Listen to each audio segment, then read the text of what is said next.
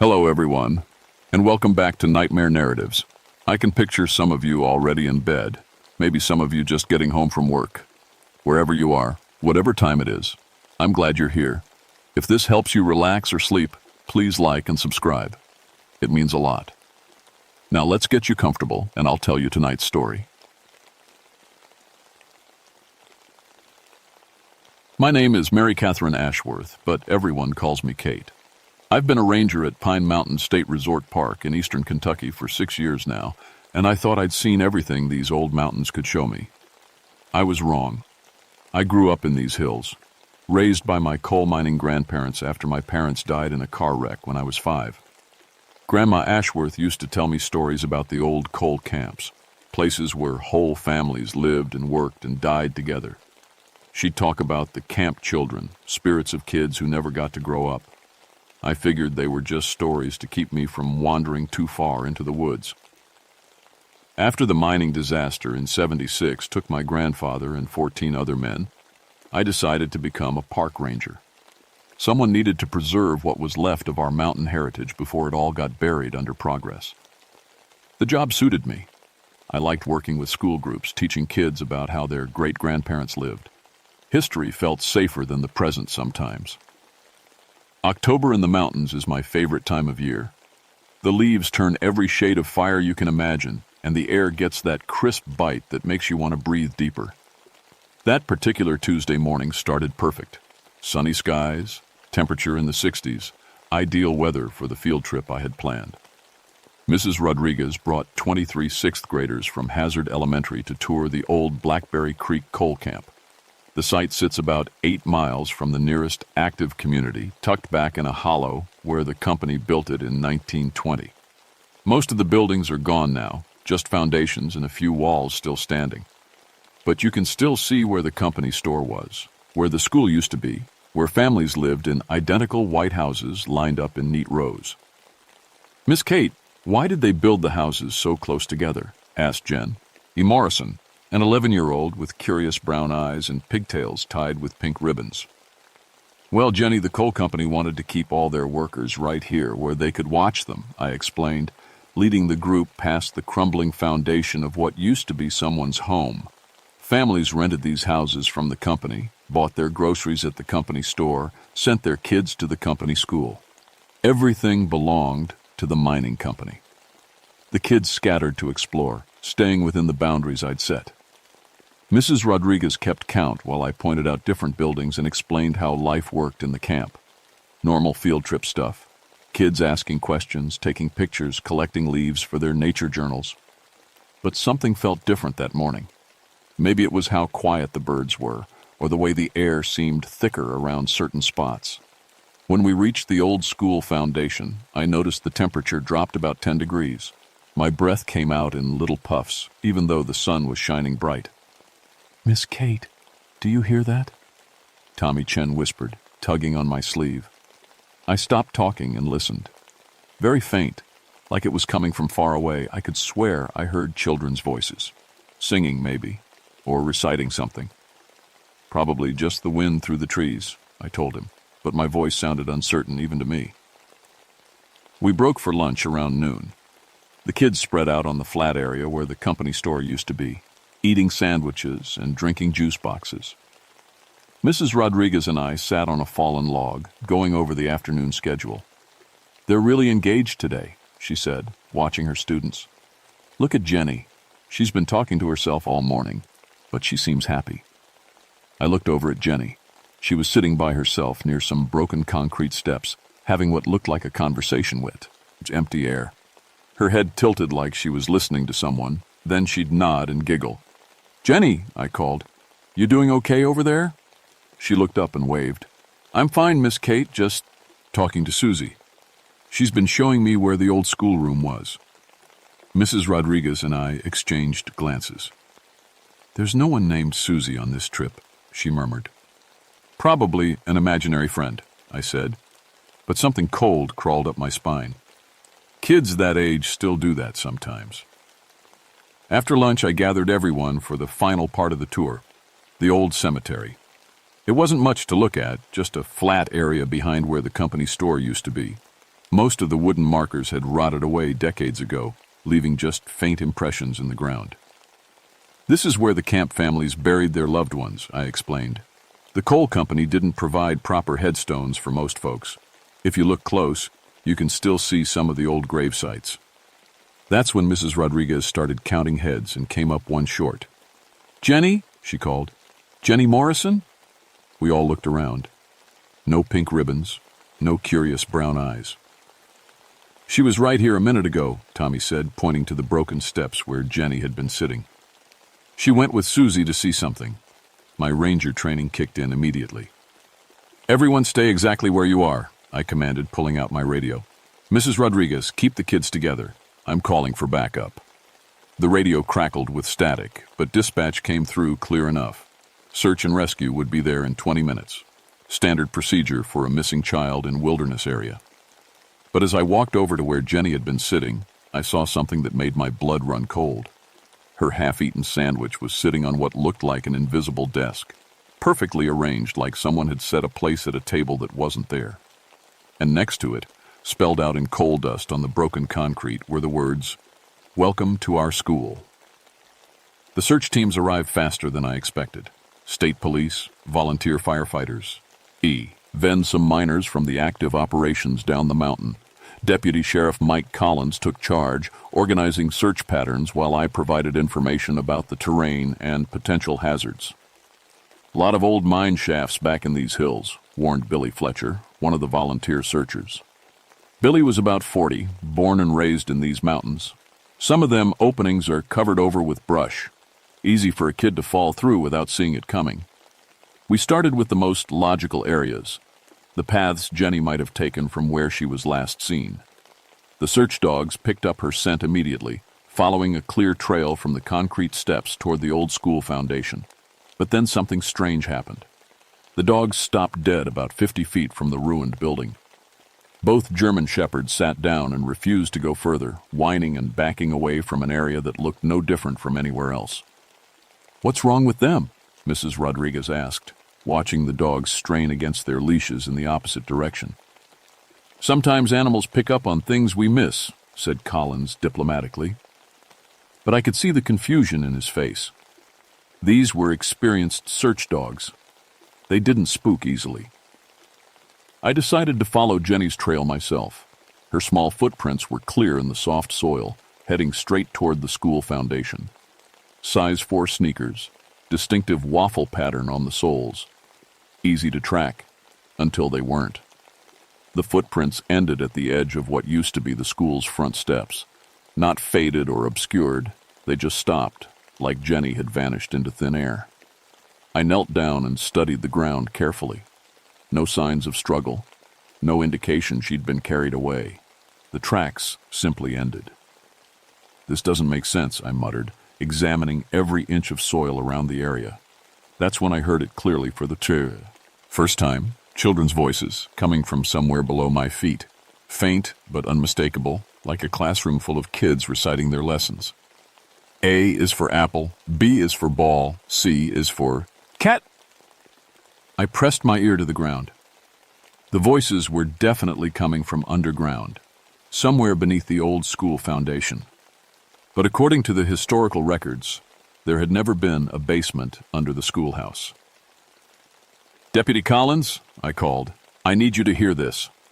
He jogged over, looking skeptical, until I had him kneel down and listen. His expression changed immediately. "Are there any old tunnels under this area?" he asked. "Not according to any maps I've seen," I replied. "But these old coal camps, sometimes the miners dug unofficial tunnels to get around during bad weather. We called in ground-penetrating equipment, but that would take hours to arrive from Lexington. Meanwhile, I organized the other searchers to look for possible tunnel entrances." Jenny had been missing for over 2 hours now, and with evening coming on, hypothermia became a real concern. Tommy Chen approached me while I was studying an old survey map of the camp. "Miss Kate, I remember what Jenny said about Susie." "What about her, Tommy?" "She said Susie was wearing a really old dress, like from the olden days, and she had coal dust on her face, like she'd been playing in the dirt." Tommy's voice dropped to a whisper. but Susie looked kind of see-through, like she wasn't all the way there. I felt that cold crawl up my spine again. "Did you see this girl, Susie?" Tommy nodded slowly. She was little, maybe 8 years old. She kept saying she wanted Jenny to come play with her and the other kids underground where it's warm and safe. Mrs. Rodriguez had been listening to our conversation. Her face had gone pale. "Kate, I need to tell you something. This morning during the tour, several of my students mentioned playing with children they described as old-timey looking. I thought they were just being imaginative." "How many students said this?" "At least 6 or 7. This is. I all described the same thing. Kids in old-fashioned clothes who seemed to know all about life in the coal camp." By late afternoon, we'd found 3 possible tunnel entrances, all of them hidden behind overgrown vegetation and partially collapsed. The largest opening was behind the foundation of what used to be the company store. It was barely wide enough for an adult to squeeze through, but definitely big enough for a child. I grabbed my flashlight and radio. "I'm going down to check this out." "Kate, that's not safe," Collins protested. "We don't know if those tunnels are stable. A little girl is down there somewhere. I'm not waiting for specialized equipment while she's in danger." The tunnel was cramped and musty, smelling of damp earth and something else, something sweet and stale, like old flowers. My flashlight beam revealed rough-hewn walls and a floor worn smooth by decades of foot traffic. This wasn't a natural cave. Someone had deliberately carved these passages. About 20 feet in, the tunnel opened into a larger chamber. I swept my light around the space and nearly dropped the flashlight in shock. The room was set up like a classroom from the early 1900s, wooden desks arranged in neat rows, a chalkboard mounted on one wall, even an old pot-bellied stove in the corner. Everything was in perfect condition, as if it had been preserved in a time capsule. And sitting at one of the desks, perfectly calm and unharmed, was Jenny Morrison. "Jenny!" I called out, rushing toward her. "Sweetie, are you okay? Everyone's been looking for you." She looked up at me with a dreamy expression, like she was waking up from a pleasant nap. "Oh, hi, Miss Kate. I'm in school right now. Susie and her friends have been teaching me about the old days." "Susie and her friends? Where are they, honey?" Jenny gestured vaguely around the room. "They're right here. Can't you see? Them?" I swept my flashlight across the room again. Empty desks, shadows dancing on the walls, but no other children. The temperature down here was at least 20 degrees colder than the surface, and I could see my breath in the beam of the flashlight. "Jenny, we need to get you out of here. Your teacher and your classmates are worried sick." But as I reached for her hand, Jenny pulled back. "I don't want to leave yet. We're having so much fun, and Susie says there are more games to play." That's when I heard it. Other children's voices, coming from somewhere deeper in the tunnel system. Giggling, whispering, calling Jenny's name. "Come play with us, Jenny. Come see our special place." The voices sounded far away and very close at the same time, like they were coming from all around us. And there was something about them that made my skin crawl. They had the hollow, echoing quality of voices calling from the bottom of a deep well. I grabbed Jenny's arm more firmly. "We're leaving now." But as I pulled her toward the tunnel entrance, every light source in the room suddenly went out. My flashlight, the emergency lantern I'd brought, even the luminous hands on my watch. We were plunged into absolute darkness. And in that darkness, I heard the sound of children's laughter, growing closer and closer. In the complete darkness of that underground classroom, I felt small hands grabbing at my clothes and hair. Not rough or violent, playful like children trying to get my attention. But there were too many hands, more than could belong to Jenny alone, and they felt cold as ice water. "Miss Kate!" Jenny's voice came from somewhere to my right, dreamy and distant. "Don't be scared. They just want to play." I fumbled for my backup flashlight, hands shaking as I pulled it from my belt. When the beam cut through the darkness, I saw them. Children. Dozens of them, ranging in age from maybe 6 to 12. They wore clothes from different time periods, some in simple dresses and overalls from the early 1900s, others in outfits from the 30s and 40s, their Faces were pale, almost translucent, and coal dust streaked their cheeks like war paint. They stood in a loose circle around Jenny and me, smiling but not moving, waiting. A little girl stepped forward, the smallest one, maybe 8 years old, wearing a faded blue pinafore dress. Coal dust smudged her face, and her dark hair was tied back with what might have once been a white ribbon. "I'm Susie Fletcher," she said, in a voice like wind through dry leaves. "We've been waiting so long for new friends to come play with us." I tried to keep my voice steady. "Susie, we need to take Jenny back to her teacher now. Her family's worried about her." Susie tilted her head, considering this. "But we don't have families anymore. The sickness took them all away. That's why we stay here together, so we won't be lonely." More children stepped closer. A boy of about 10 with suspenders and a torn shirt spoke up. "I'm William Chen. That's my great-great-grandson up there." He pointed toward the ceiling. "Tommy looks just like I did when I was his age." "And I'm Martha Rodriguez," said a girl with braided hair. "Mrs. Rodriguez up there. She's got my family name. We're probably kin." The pieces started falling into place in my mind. Names from the old camp records, the 1918 flu epidemic that killed so many children, the unmarked graves behind the company store. These were the spirits of kids who had died nearly 60 years ago. "You all died in the influenza outbreak," I said softly. "We got sick and went to sleep," Susie explained matter-of-factly. "But when we woke up, everyone else was gone. So we came down here where it's always warm, and we made our own school and our own houses. And we've been waiting for friends ever since."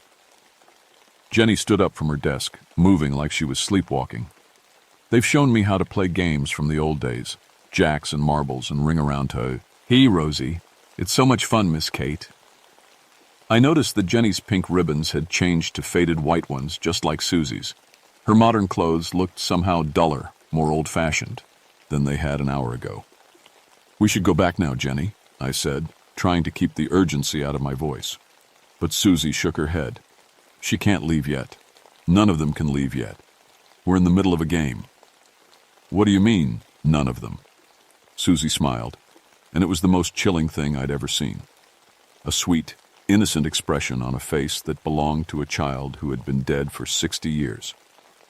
"Tommy came down to look for Jenny, and then Sarah and Michael came looking for Tommy, and then Mrs. Rodriguez came looking for all of them." Susie gestured toward a tunnel that led deeper into the hill. "They're all playing with us now." My heart nearly stopped. "How many children are down here?" "8 so far," said William Chen proudly. "But the rest will come soon. They always do, once they hear us playing." I grabbed my radio, praying it would work underground. Nothing but static. I was on my own. "I need to see the other children," I said, trying to sound calm and authoritative. "I need to make sure they're safe." The spirit children looked at each other, some kind of silent communication passing between them. Finally, Susie nodded. "Okay, but you have to promise not to try to take them away before the game is finished." "What game?" "The forever game," said Martha Rodriguez. "It's the best game of all. Once you start playing, you never have to stop." They led me deeper into the tunnel system, past rooms set up as dormitories and a dining hall and what looked like a recreation area. The whole underground complex was preserved perfectly, like a museum of childhood from a bygone era. In the recreation room, I found them, Tommy Chen and 3 other students from the field trip, sitting in a circle playing jacks with a set that looked like it was made from real bone. Mrs. Rodriguez sat nearby in a rocking chair that creaked rhythmically, even though no one was pushing it. But something was terribly wrong. Tommy looked younger than he had that morning, his face rounder, more childlike. The other students showed the same change, as if they were aging backward. And Mrs. Rodriguez looked like she'd aged 20 years in the span of a few hours. Her black hair was streaked with gray, and wrinkles lined her face where there had been smooth skin that morning. "Mrs. Rodriguez," I called softly. She looked up at me with confused, frightened eyes. "Kate? How did I get here? I was looking for my students, and then—" Her voice trailed off, uncertain. "Tommy, I said, kneeling down next to him. "How do you feel, buddy?" He giggled, a sound younger than his 11 years. "I feel great, Miss Kate. We're having the best time. William's been teaching me games his daddy taught him, and Susie's been showing us how they used to do arithmetic on slate boards. Tommy, do you remember your parents? Do you remember your house?" He frowned like he was trying to recall something from long ago. "I think so. Maybe. It's hard to remember things from before." That's when I understood what was happening. The spirit children weren't just keeping the living children here. They were transforming them, making them more like themselves, converting them into permanent playmates who would never grow up, never leave, never die. And the process was accelerating. "Susie," I said, turning to the little girl who seemed to be their leader, "how long do you plan to keep them here?" "Forever and ever," she replied happily. "That's how long the game lasts. We'll all be friends forever, and no one will ever be lonely again." I looked around at the spirit children, dozens of them now, filling the recreation room, all smiling those sweet, terrible smiles. Children who had been trapped in this place for 60 years, so hungry for companionship, that they were stealing living kids to fill the emptiness. "What happens when their families come looking for them?" I asked. "Their families will forget about them, just like our families. Forgot about us," said William Chen matter-of-factly. "That's how it works when you play the forever game. Everyone from the old world forgets you, and you forget them too. All that matters is playing with your friends." Above us, I could hear the faint sound of search teams calling names, voices getting more desperate as evening approached. Parents had probably started arriving by now, frantic with worry for their missing children. I had to get the kids out of here. All of them. But as I started to stand up, the spirit children moved closer, forming a tighter circle around us. Not threatening, but definitely not letting us leave. "The game isn't over yet," Susie said softly. "And besides, Miss Kate, you're part of it now too. You came down here of your own free will. That means you want to play with us." I felt a cold certainty settle in my stomach. They weren't going to let any of us go. The spirit children guided us deeper into the tunnel complex to a large chamber that took my breath away. It was set up like a perfect recreation of an entire coal camp. Miniature houses with glowing windows, tiny streets laid out in neat grids, even a scaled-down version of the company store and school. But this wasn't a model or dollhouse. It was real, just somehow compressed into an underground space that should have been physically impossible. Children's voices drifted from the tiny houses, and I could smell wood smoke and cooking food. "Welcome to our home," Susie said proudly. "This is where we live when we're not at school or playing games. Every child who comes to stay with us gets their own house." Mrs. Rodriguez stumbled beside me, looking older by the minute. "Kate," she whispered, "I can barely remember why I came down here. Everything from before seems so far away." I realized that whatever force was transforming the children was affecting her too. But in reverse, instead of making her younger, it was rapidly aging her, as if her adult memories and experiences were being compressed and burned away. "How does this work?" I asked Susie, trying to buy time while I figured out an escape plan. "The first children who came here, us. We were so sad when we died. We didn't want to leave our games and our friends, so we stayed, and this place grew around us, keeping us safe and happy." Susie's translucent face glowed with pride. "Every time new children come to play, the place gets stronger, more real." "But what about their families? What about the lives they're supposed to live?" A shadow crossed Susie's features. "Families just make you sad when they go away. Here, nobody ever goes away. Nobody ever grows up and stops wanting to play. Nobody ever gets old and dies and leaves you all alone." I understood now. These children had died young and traumatized, probably scared and confused as the influenza took their families one by one. Their collective grief and terror had created this pocket of preserved childhood, sustained by the life force of new victims. "Susie," I said gently, "do you remember your mother and father?" Her smile faltered slightly. "Mama got sick first, then Papa, then me. Her voice became very small. I called and called for them, but they couldn't hear me anymore. I bet they tried to find you. I bet they're still trying to find you somewhere. No, she said firmly. Dead people don't look for dead people. That's why we need the living children, so someone will play with us and remember our names. Around us, the other spirit children had grown quiet, listening to our conversation. I noticed that some of them looked uncertain, like they were remembering things they'd tried to forget. That's when I heard it, the sound of heavy machinery above us. The ground-penetrating equipment had finally arrived, and they were scanning for underground spaces. It wouldn't be long before they found the tunnel entrances. "Miss Kate?" Tommy called from where he was playing with a group of spirit children near one of the tiny houses. I don't feel good. Everything keeps changing. I looked at him and felt sick. Tommy now appeared to be about 8 years old, his face round with baby fat, his clothes hanging loose on his shrinking frame. The other living children showed similar transformations. They were rapidly reverting to younger and younger versions of themselves. They're dying, I realized, the words coming out as a whisper. Not dying, Susie corrected me. Joining. Becoming part of our family forever. By forgetting everything about their real lives. By losing who they are. Who they were didn't matter, said William Chen. Down here, they can be children forever, just like us. No school tests or chores or parents telling them what to do. Just games and fun, all the time. The machinery sounds above got louder. Any minute now, the rescue teams would break through and find us. But would it be too late? I made a desperate decision. Susie, what if I told you there was a way to be remembered without keeping these children here? A way for people to know your names and tell your stories without forgetting their own families. She tilted her head, curious.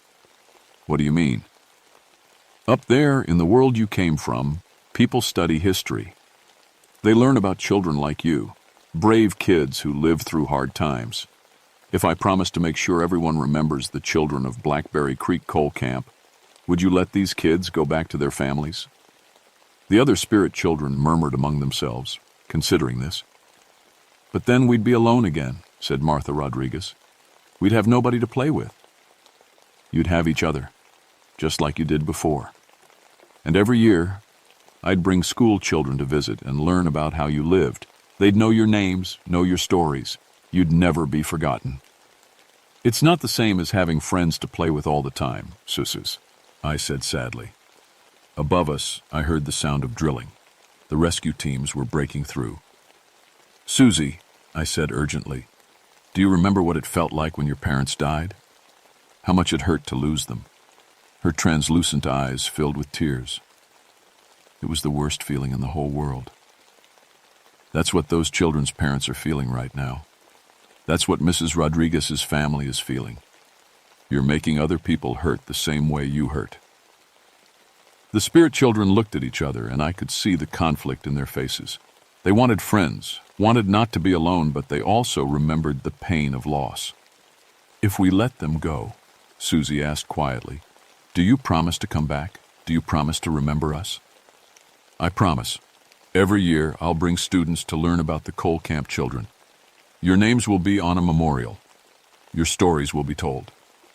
The sound of drilling stopped. Voices echoed down the tunnels. The rescue teams were close. Susie looked around at all the other spirit children, some kind of silent vote taking place. Finally, she nodded. Okay, but Miss Kate, you have to keep your promise. If you forget about us, we'll come find you. I won't forget. The spirit children stepped back, and immediately the living children began to return to their normal ages. Color returned to Mrs. Rodriguez's face, and she blinked in confusion as her memories came flooding back. Kate? Oh my God, where are my students? We have to find them. They're right here, I said, gathering Tommy and the others. Everyone's safe. Flashlight beams appeared at the tunnel entrance, and I heard Deputy Collins calling my name. We're here, I shouted back. We found them. Everyone's alive. As the rescue teams reached us, I looked back at Susie and the other spirit children. They were already fading, becoming more translucent. Remember your promise, Susie says. He whispered. "I will," I said. "I'll remember all of you." The official report stated that the missing children and teacher had taken shelter in an old mining tunnel during an unexpected temperature drop. No mention of spirit children or supernatural encounters, just a bureaucratic summary of a search and rescue operation with a positive outcome. But I kept my promise. 3 months later, Pine Mountain State Park unveiled the Blackberry Creek Coal Camp Memorial. 89 small white crosses marked the area behind the old company store, each one bearing the name of a child who died in the 1918 influenza outbreak. Susie Fletcher, William Chen, Martha Rodriguez, all of them remembered at last. The memorial service drew dozens of families, descendants of coal camp workers, local historians, and school groups from across eastern Kentucky. I gave a speech about the importance of remembering the children who came before us, about honoring their memories and learning from their experiences. During the ceremony, I noticed several people commenting on the unusual warmth around the memorial site, despite the December cold. Children in the audience reported seeing other kids their age playing quietly among the crosses. But when adults looked, nothing was there. The field trip program resumed the following spring. I developed a new curriculum focused on the daily lives of coal camp children, their games, their schools, their struggles and joys. Students loved hearing about kids their own age from a different time period, and many wrote reports about what life was like in the early 1900s.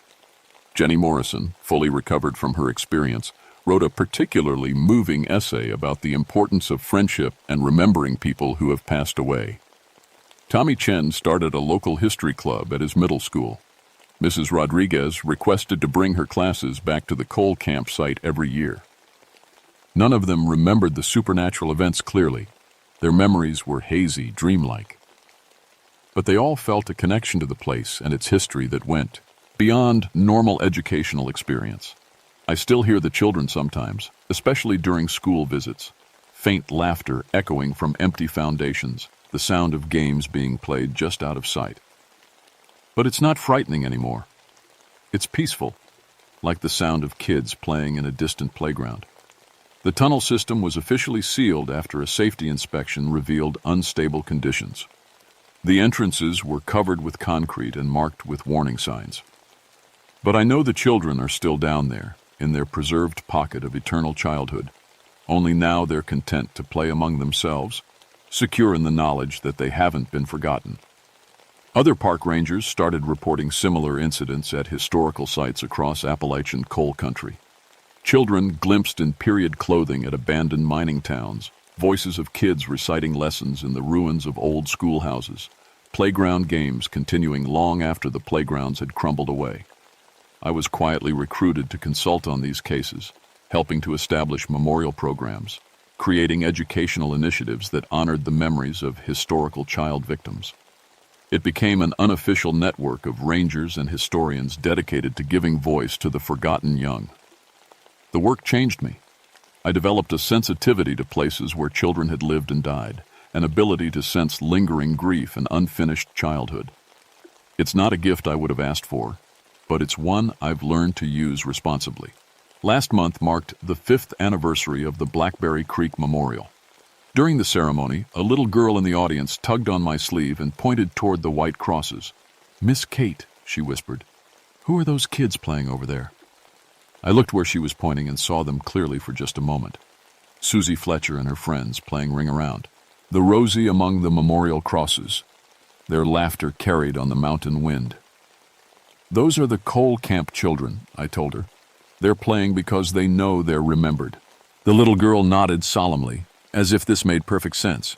"That's good. Everyone should be remembered." As the families dispersed and the sun set behind the mountains, I stood alone among the crosses for a few minutes. The air was warm despite the October chill, and I could smell the faint scent of wildflowers, the same flowers that had appeared on unmarked graves 60 years ago. "Thank you," I whispered to the quiet evening air. A child's voice, soft as leaves rustling, seemed to answer, "Thank you for keeping your promise." I walked back to my truck, knowing that I'd return next year, and the year after that, and for as many years as I remained a ranger in these mountains. Some promises are meant to be kept forever. After all, the dead children still need our love and attention. They still need to know that their short lives mattered, that their games and laughter and dreams weren't lost to time. And sometimes, if we listen carefully and remember faithfully, we can still hear them playing, not trapped between worlds anymore, but free to be children forever, secure in the knowledge that they will never be forgotten again. The coal camp children are at peace now, but they're still playing their games, somewhere in the spaces between memory and history, waiting for the next group of visitors to come, learn their names, and carry their stories forward into the light.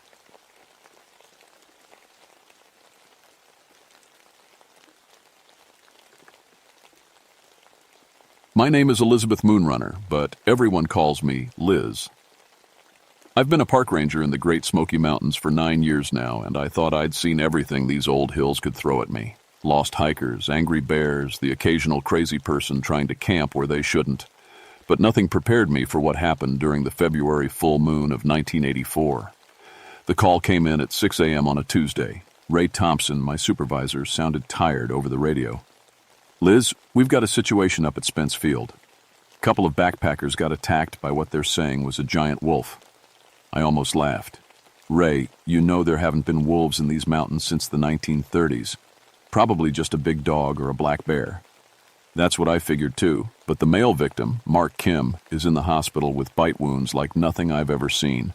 And his girlfriend, Sarah Chen, she's missing. Been gone 2 days now. That got my attention. I grabbed my gear and headed out in the park truck, driving the winding mountain roads up to the trailhead. February in the Smokies is cold and gray, with patches of snow still clinging to the north-facing slopes. The bare trees looked like skeleton fingers against the cloudy sky. I'm half Cherokee, raised by my grandmother until I was 12. She used to tell me stories about the old days, about things that lived in these mountains that weren't quite natural. I never believed her stories about skinwalkers and shapeshifters. I had a PhD in wildlife biology and 9 years of ranger experience. I believed in science, not superstitions. The hike up to Spence Field took me 2 hours. It's a beautiful spot when the weather's nice, a big open meadow surrounded by mountains. But that day, something felt wrong the moment I stepped into the clearing. The air was too still. No birds singing. Even the wind seemed to hold its breath. I found Tipirat. He campsite easily enough. Their tent was shredded to pieces, scattered across the grass like confetti, sleeping bags torn open, feathers everywhere. But what really got my attention was the blood. There was a lot of it, dark red stains on the grass and rocks. I followed the trail of blood across the meadow, expecting it to lead to an animal den or maybe a cliff where an injured person might have fallen. Instead, it just stopped at the edge of a rocky outcrop. Just stopped. Like whoever was bleeding had simply vanished into thin air. I spent the next hour looking for tracks. With my training, I can identify the footprints of any animal in these mountains. But what I found didn't make sense. There were human footprints. Mark's boots, I figured, and smaller ones that had to be Sarah's. But mixed in with them were paw prints that were way too big to be from any dog I'd ever seen. They looked like wolf tracks, but wolves the size of small horses. Even stranger, the paw prints seemed to change as I followed them. In some places, they looked normal. In others, they were deeper, like whatever made them was heavier. And in a few spots, I swear they looked more like human feet than animal paws. I took photos of everything and collected some hair samples from the torn tent. The hair was coarse and gray, definitely from some kind of wild animal. But it didn't smell right. Most animal fur has a clean, outdoorsy smell. This stuff smelled like old meat and something else I couldn't identify. Something rotten. By the time I hiked back down to my truck, the sun was setting behind the mountains. I'd been up there for 6 hours and still hadn't found any sign of Sarah Chen. As I drove back to the ranger station, I couldn't shake the feeling that something was watching me from the dark trees along the road. That night, I called the hospital to check on Mark Kim. The nurse told me he was as stable but acting strange. "He keeps talking about a wolf that walked on 2 legs, she said. Claims it spoke to him in some foreign language before it attacked. The doctors think it's trauma from the attack. But I remembered my grandmother's words from when I was little. Some things in these mountains are older than the white man's roads, Lizzie. Older than his science books, too. I hung up the phone and looked out my cabin window at the full moon rising over the peaks. The Cherokee called February's full moon the hunger moon because it was the time of year when food was scarce and the wild things got desperate. Something told me this was going to be a long night. I didn't sleep much that night. Every little sound outside my cabin made me jump. Branches creaking in the wind, an owl calling in the distance, something that might have been footsteps on my porch. When morning came, I was already dressed and ready to head back up the mountain. The plan was simple: find Sarah Chen, dead or alive, and figure out what kind of animal had attacked them. I brought extra supplies this time: a tranquilizer gun, tracking equipment, and my emergency radio, though it didn't work well up in the higher elevations. I started at Spence Field again, but this time I expanded my search pattern. About a mile east of the campsite, I found something that made my blood run cold. It was another campsite, but this one was old, maybe a week or two. The tent was destroyed just like Mark and Sarah's, but what was left of it was covered in a thin layer of snow and leaves. I almost missed it. But I didn't miss the bones. They were scattered around what used to be a fire ring, picked clean and white. At first I thought they might be from animals the campers had been eating, but when I looked closer, I saw a hiking boot with a foot still in it, hidden under a pile of leaves. My hands were shaking as I called it in on the radio. Ray's voice crackled back, barely audible through the static. "Say again, Liz. Did you say human remains?" "That's right. Looks like another attack, maybe 10 days ago. Ray, we need to close this whole area down until we figure out what's going on up here." "Copy that. I'm sending Marcus Rivera up to help with the search. Watch yourself up there." Marcus was a good ranger. Been with the Park Service for 5 years. He was also the closest thing I had to a best friend since my divorce 6 months earlier. If I had to be stuck on a dangerous mountain with anyone, I was glad it was him. While I waited for Marcus to arrive, I kept searching. The bone site was about 200 yards from a small stream that fed into Cataract Falls. The water was crystal clear and ice cold, running fast over smooth rocks. I knelt down to fill my water bottle, and that's when I saw them. More tracks in the soft mud by the stream. But these were different from the ones at the campsite. These looked almost human, except for the claws. And they were fresh. The edges were still sharp, not worn down by the running water. I followed the tracks along the stream for about 50 yards before they disappeared onto rocky ground. But just before I lost the trail, I found something else. A piece of fabric caught on a thorn bush.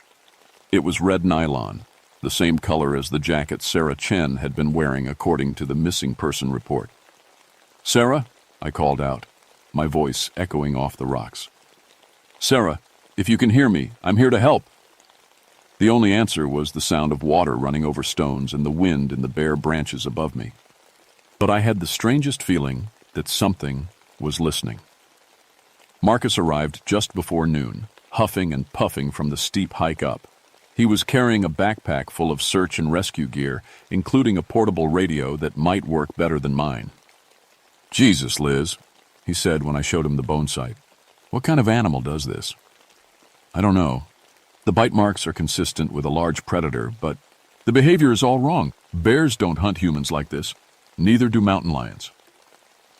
We spent the afternoon searching the area in a grid pattern, calling Sarah's name and looking for more signs. Just before sunset, we found another piece of her jacket, this one near the entrance to a small cave about half a mile upstream. "Think she went in there to hide?" Marcus asked, shining his flashlight into the dark opening. The cave mouth was maybe 4 feet high and 6 feet wide. I couldn't see how deep it went. A cold breeze was coming out of it, carrying that same rotten smell I'd noticed on the animal hair at the first campsite. "Only one way to find out," I said. But every instinct I had was screaming at me not to go in there. We crawled into the cave on our hands and knees. After about 20 feet, it opened up into a larger chamber where we could stand up. Marcus swept his light around the walls, and we both gasped at what we saw. Claw marks, hundreds of them, scraped deep into the rock walls. Some looked fresh, others were old and weathered. They went all the way up to the ceiling, which was at least 12 feet high. "What could make marks like that?" Marcus whispered. Before I could answer, we heard something that made us both freeze. It was coming from deeper in the cave, echoing off the walls. A low rumbling sound that was part growl, part human moan. And then, clear as day, we heard a voice speaking Cherokee words I remembered from my childhood. Dohi Ayahusti, Dohi Ayahusti. Until the end, until the end. Marcus grabbed my arm. "Liz, we need to get out of here. Now." I couldn't move. My grandmother's voice was echoing in my head, telling me stories I'd thought were just fairy tales. Stories about Cherokee medicine men who refused to leave the mountains when the soldiers came. Men who made dark bargains with the spirits to protect the land. The growling sound was getting closer. "Liz!" Marcus yanked on my arm. "Move!" We scrambled out of that cave faster than I'd ever moved in my life. We didn't stop running until we reached our trucks at a trailhead. It was full dark by then, and the hunger moon was rising above the peaks like a giant eye. "We're coming back tomorrow with backup," Marcus said, his face pale in the moonlight. "And bigger guns." As we drove down the mountain, I kept checking my rearview mirror. I swear I could see something following us, keeping pace with our trucks but staying just out of sight in the trees. That night, I called my grandmother in Cherokee, North Carolina. She was 87 years old and sharper than most people, half her age. "Grandma, tell me again about the skinwalkers, the ones who stayed behind." There was a long silence on the other end of the line. When she spoke, her voice was heavy with worry. "Why do you ask, child?" I told her about the attacks, the cave, the Cherokee words we'd heard. Another long silence. "The old ones are waking up, Lizzie. The land remembers the suffering, and it's calling them back. You need to be very careful. Your blood protects you, but only if you remember who you are." "Grandma, that's just old stories." "No, child. Some stories are true, and some truths are hungry." I didn't wait for backup. Something told me Sarah Chen was running out of time, and I'd already lost too much of it convincing myself this was just an unusual animal attack. I went back up the mountain alone the next morning, carrying every piece of protective equipment I could fit in my pack. Tranquilizer gun, emergency flares, first aid kit, and my grandmother's old medicine pouch that I'd never had the heart to throw away. The cave looked different in daylight. Less threatening maybe, but the smell was stronger. That rotten meat smell mixed with something else, something like wet dog and old sweat. I forced myself to crawl back into the darkness. This time, I went deeper. Past the claw-marked chamber, through a narrow passage that opened into another room. My flies, Schlight beams swept across the walls, and I had to bite my tongue to keep from screaming.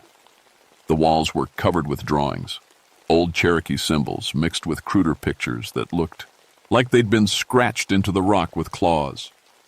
Pictures of wolves walking on two legs, pictures of humans changing into animals.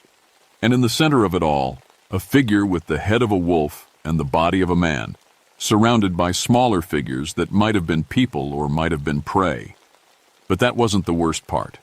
The worst part was the bones. They were piled in the corners like cordwood. Human bones, picked clean and white. Dozens of them, maybe hundreds. Some looked old, stained dark with age. Others were fresh. And sitting on top of the newest pile, like someone had carefully placed it there for me to find, was a driver's license. Sarah Chen's driver's license. "Sarah!"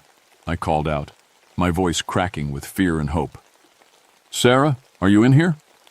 A sound answered me from the deepest part of the cave. Not quite human, not quite animal.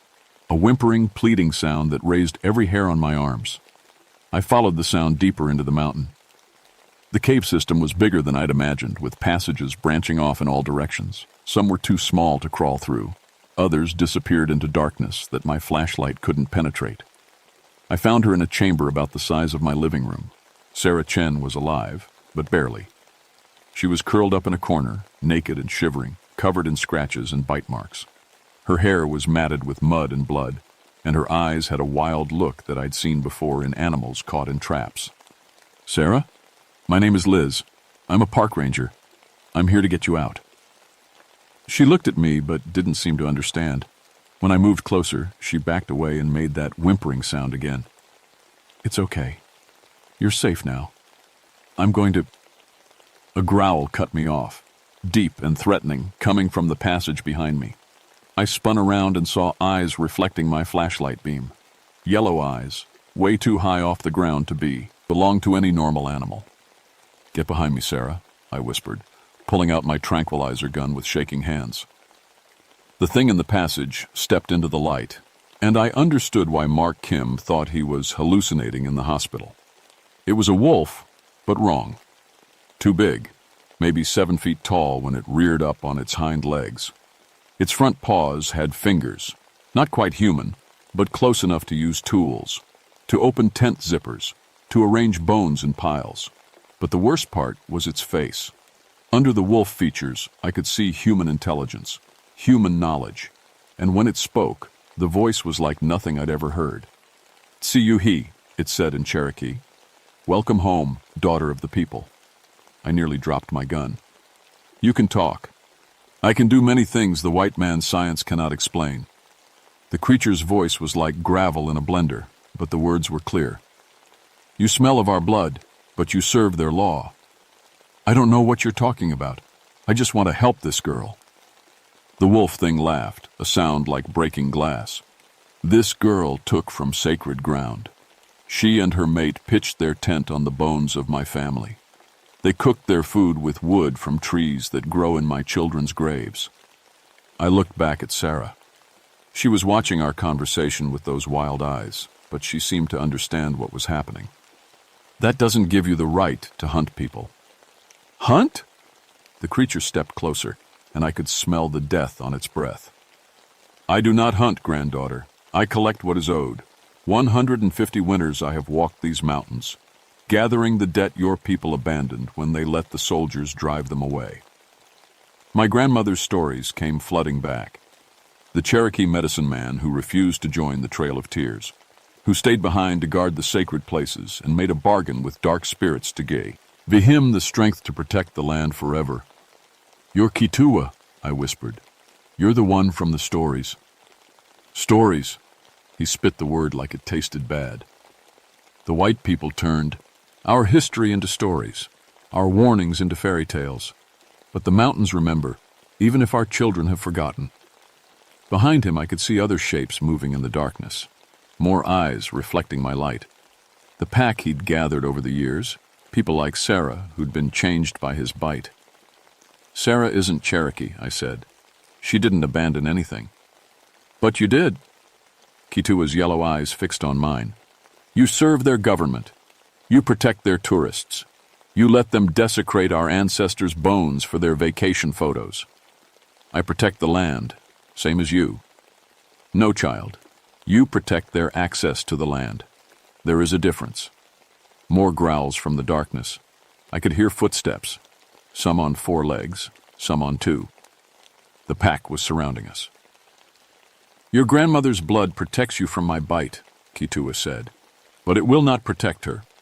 He gestured toward Sarah with one clawed hand. "Or the others who will come looking for you." "Others?"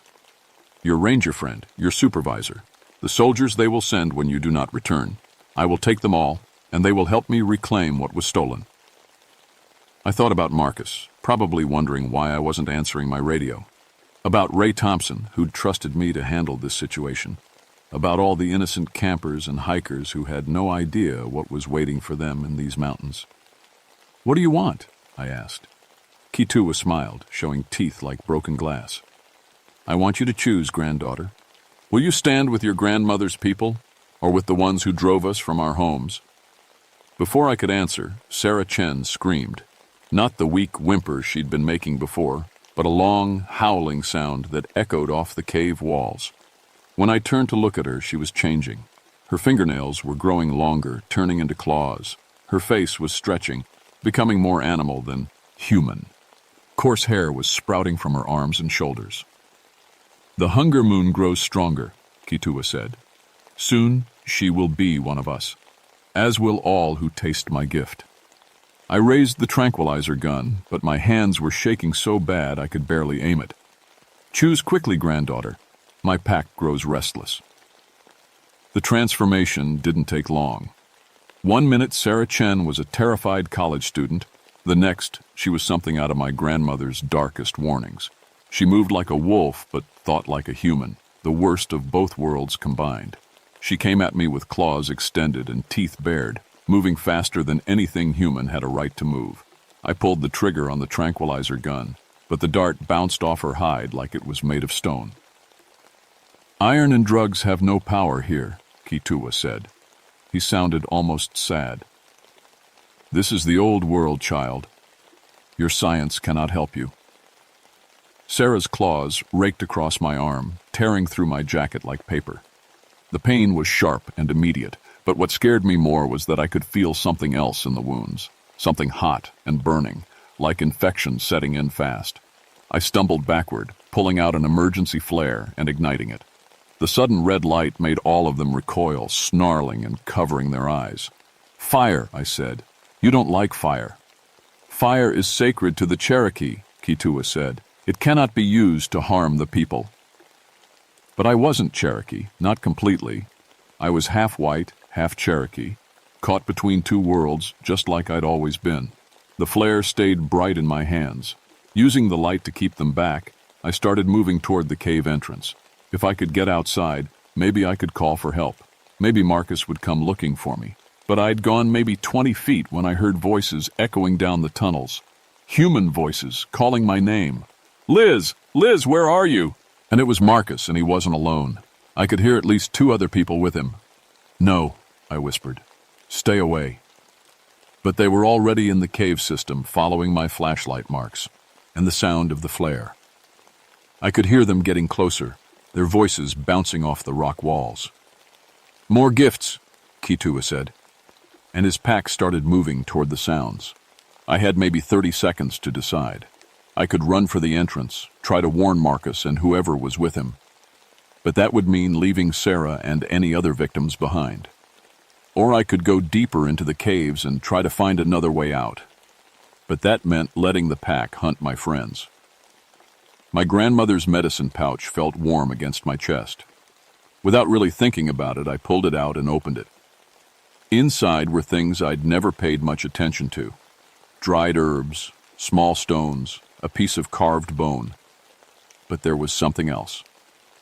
A folded piece of paper with Cherokee words written in my grandmother's careful handwriting. Words I'd heard her say when she was praying or performing ceremonies. What are you doing? Kituwa asked, but his voice had changed. Less confident, more worried. I started reading the words aloud, stumbling over the pronunciation. I didn't know what they meant, but I could feel power in them. Real power, older than the Park Service, and older than the white man's science. The effect on the pack was immediate.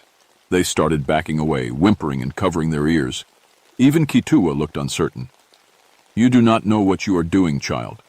Maybe not, but my grandmother did.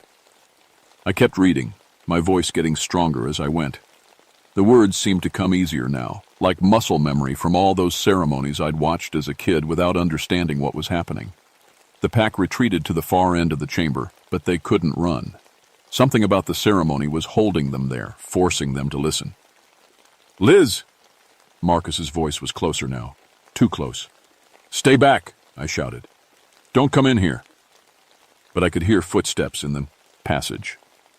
Marcus and at least 2 other people heading straight into a trap. That's when Kituwa made his move. While I was distracted, he lunged at me, moving faster than anything that big should be able to move. His claws caught the paper in my hands, tearing it to pieces. The ceremony stopped. The pack started advancing again. But something had changed.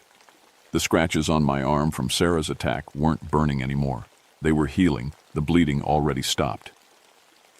Your grandmother's blood is stronger than I thought, Kituwa said.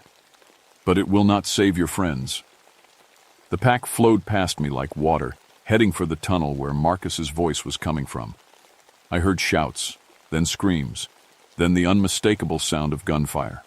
I ran after them, the flare still burning in my hand, but I was too late. I found Marcus and Ray Thompson backed against a wall in one of the side chambers, along with a young ranger I didn't recognize. They were shooting at shapes in the darkness, but their bullets weren't doing any good. "The Cherokee ceremony," I shouted at them. "I need to finish the Cherokee ceremony." "What the hell are you talking about?" Ray yelled back, reloading his weapon. "Trust me." I closed my eyes and tried to remember the words my grandmother used to say. Not the ones on the paper, but older ones. Ones she'd whispered to me when I was sick as a child. Words about protection and healing and setting the dead to rest. When I spoke them aloud, everything changed. The pack stopped attacking and turned to look at me. The air in the cave grew warm, then hot. I could smell sage and sweetgrass, like someone was burning sacred plants. And then I saw them. Spirits, translucent and glowing, filling the chamber. Cherokee ancestors, their faces sad but determined.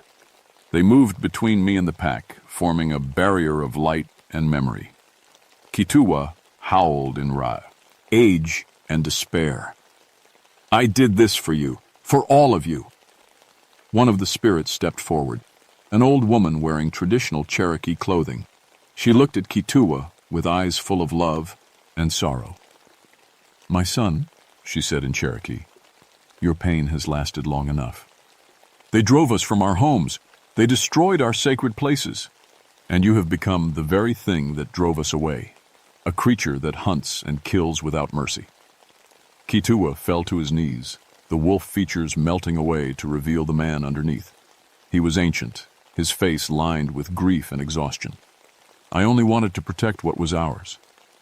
"I know," the old woman said, "but this is not protection. This is revenge. And revenge eats the heart from the inside until nothing good remains." She touched his face with one ghostly hand, and he began to change. Not into a wolf this time, but into something peaceful. The anger and pain flowed out of him like water, leaving behind only a tired old man who had carried his burden too long. "Rest now," the old woman said. "Let the living guard the sacred places. Your watch is ended." Kituwa smiled for the first time since I'd met him. "Grandmother?" "Yes, child. Come home." The spirits gathered around him, and together they began to fade.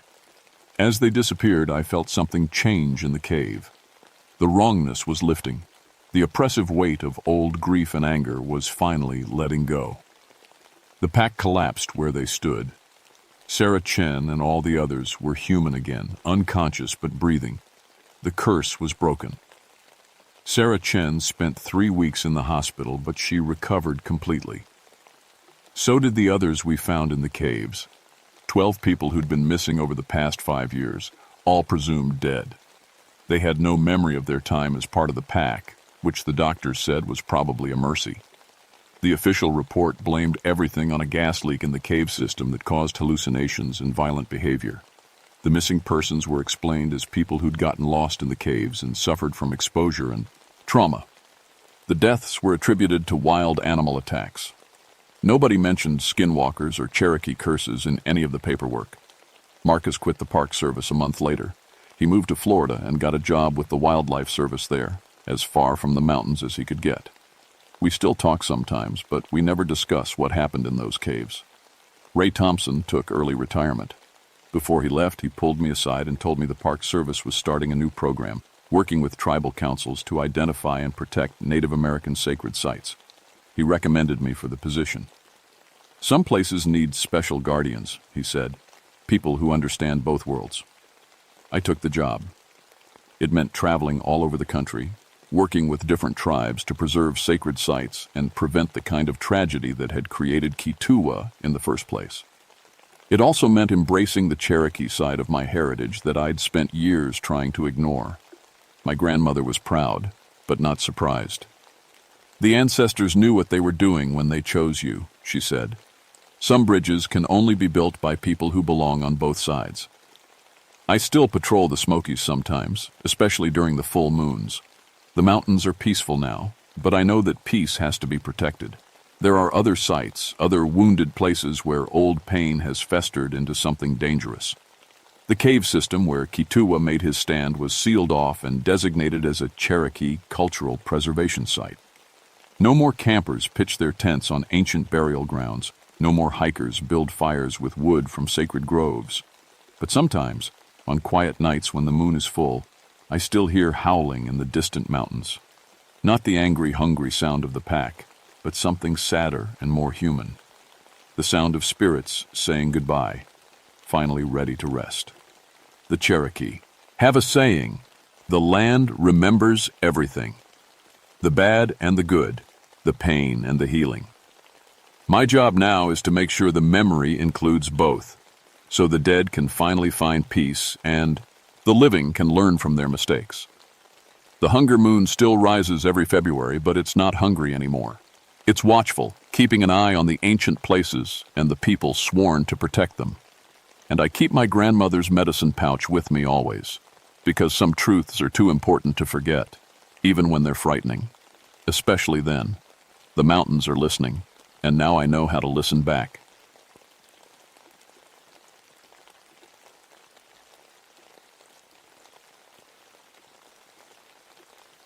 My name is Samuel Coleridge, but everyone calls me Sam. I've been working for West Virginia State Parks for 18 years now, and I thought I'd seen everything these mountains could throw at me. I was wrong. It was November 1967, and I was driving up the winding dirt road to Devil's Backbone State Forest. The fog hung thick between the trees, and my truck's headlights barely cut through it. I'd gotten the call 3 hours ago. A geological survey team had gone missing in the old mine up there. 3 days without contact. I knew that mine well, too well.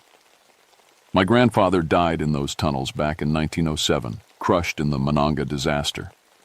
My father worked there until it shut down in 1955, came home every night, black with coal dust and wheezing. He always said the mountain had hungry ghosts, but I never believed in that stuff. Science and safety regulations, that's what mattered. The abandoned mining complex sat at 1,400 feet elevation, 15 miles from the nearest town. Most folks avoided the place.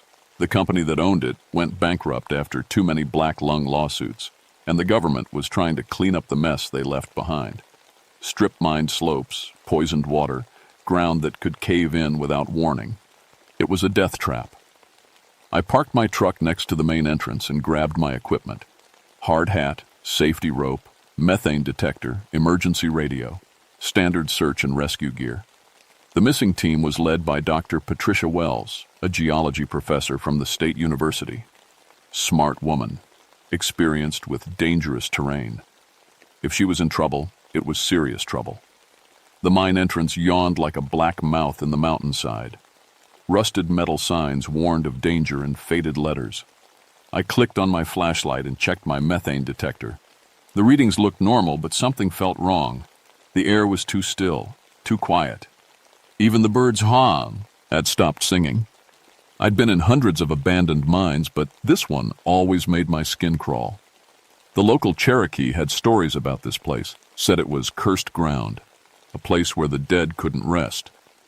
My wife Martha laughed when I told her that, but she never came up here with me. Inside the entrance, I found the first sign of the missing team. Dr. Wells' equipment was scattered near the mouth of the main tunnel. Sample bags, rock hammers, core drilling gear. But it wasn't scattered randomly. Someone had arranged it in a pattern, almost like a warning, or a barrier. I picked up one of the sample bags and shined my light on it. Fresh coal dust, still damp. That was impossible. This mine had been closed for 12 years. Nothing down here should be fresh. My radio crackled with static. Sam, you copy? This is base. I'm here, Joe. Found their equipment. Looks like they went deeper into the mine. Be careful in there. Weather's getting worse. We might lose radio contact. I clipped the radio back to my belt and followed the main tunnel deeper into the mountain. My footsteps echoed strangely, like there was someone walking behind me. But every time I turned around, the tunnel was empty. The temperature dropped as I went deeper. My breath came out in white puffs, and my hands started to shake. Not from cold, from something else. something that made my grandfather's stories echo in my memory. 20 minutes in, I found boot prints in the mud, fresh ones leading toward the flooded section of the mine. But according to the maps, that area had been underwater for years. The pumps had failed in 1962, and the whole lower level was supposed to be a lake. I reached the edge of what should have been the flood zone and stopped dead. The water was gone. 20 feet of tunnel that should have been underwater stretched ahead of me, bone dry except for puddles of blah. Chalk water. The walls were covered in fresh scrape marks like something had clawed its way out. That's when I heard it. A rhythmic hammering sound, echoing from deep in the mine. Tap, tap, tap. Pause. Tap, tap, tap. My blood turned to ice water. I knew that sound from my childhood, the sound my grandfather said the Tommy knockers made to warn miners of danger. But Tommy knockers were just stories, weren't they? I followed the hammering sound deeper into the mine, my flashlight beam dancing across the wet stone walls. The sound came in bursts, 3 sharp taps, then silence, then 3 more. It was coming from somewhere ahead, in the section where the 1943 cave-in had happened. My methane detector should have been screaming warnings by now, but it showed safe levels. That made no sense. I could smell the gas, sharp and rotten in the air. Either my equipment was broken, or something down here was messing with it. The main tunnel split into 3 branches. I chose the middle one, following the boot prints. They were clearer now, size 10 work boots, the kind surveyors wore. But mixed in with them were older prints, boots with a different tread pattern. Much older. I'd gone maybe 50 yards when my flashlight started to flicker. Brand new batteries, but the beam was getting weaker. I smacked it against my palm and it brightened for a moment, then dimmed again. In that moment of brightness, I saw something that made my heart stop. An old mining cart sat on the tracks ahead of me. It was full of fresh coal, black chunks that gleamed wetly in my fading light. The cart hadn't been there 30 years ago when I'd first explored these tunnels as a kid. It definitely hadn't been there last month when I'd done the quarterly safety inspection. I approached the cart slowly. The coal was real. I picked up a piece and felt its weight, smelled its dusty scent. But how? This section of mine had been stripped clean decades ago. A sound made me spin around. Footsteps coming from behind me. Heavy work boots on stone. I called out, "Hello? Dr. Wells? Is that you?" The footstep, P.S. stopped. My voice echoed back from the darkness, distorted and strange. Then I heard something that made my knees go weak. "Get out!" The voice was rough, like a man who'd breathed too much coal dust. "Get out while you can." I swept my flashlight beam around the tunnel, but saw nothing. "Who's there?" "I'm here to help." "Are you with the survey team?" No answer. Just the drip of water and that damned hammering sound getting louder. I forced myself to keep moving. The tunnel curved to the right and I found myself in a wider chamber. This was where the 1943 accident had happened, where 17 miners had been trapped when the roof came down. Their bodies were never recovered. In the center of the chamber, I found something that made my blood freeze. Jim Morrison, one of Dr. Wells's survey assistants, was lying on his back under a pile of rocks. Dead. His hard hat was cracked open, blood pooled beneath his head, but the rocks hadn't fallen from above. They'd been thrown upward, smashing him from below. That was impossible. Physics didn't work that way. I knelt beside him and checked for a pulse, knowing I wouldn't find one. His skin was already cold. He'd been dead for hours, maybe days. His safety equipment had been torn off and scattered around the chamber. No accident did that. "Jim Morrison," I said into my radio. "I found Jim Morrison. He's dead, Joe." Static answered me. I was too deep in the mine for radio contact. A scraping sound made me look up. In the darkness beyond my flashlight beam, something was moving. Something big, dragging itself across the stone floor. The sound was wet and wrong, like meat being pulled across sandpaper. I stood up fast and backed toward the tunnel entrance. "Who's there? Show yourself." The scraping stopped. The silence was worse than the noise. Then I saw her, Lisa Park, the team's junior geologist, crawling toward me from the back of the chamber. Her clothes were torn, her face was white as paper, and her eyes were too wide, like she'd seen something no human should see. "Lisa!" I ran to her and helped her sit up. "What happened? Where's Dr. Wells?" She grabbed my arm with fingers like ice. "They're still working," she whispered. "They never stopped working. They said we had to help them." "Who said that? Where's the rest of your team?" She pointed toward a dark opening in the chamber wall, a tunnel I'd never seen before, even though I'd been in this chamber dozens of times. "They took Robert down there, to the deep place. They said the mountain was going to fall, and they needed more hands." Her grip tightened on my arm.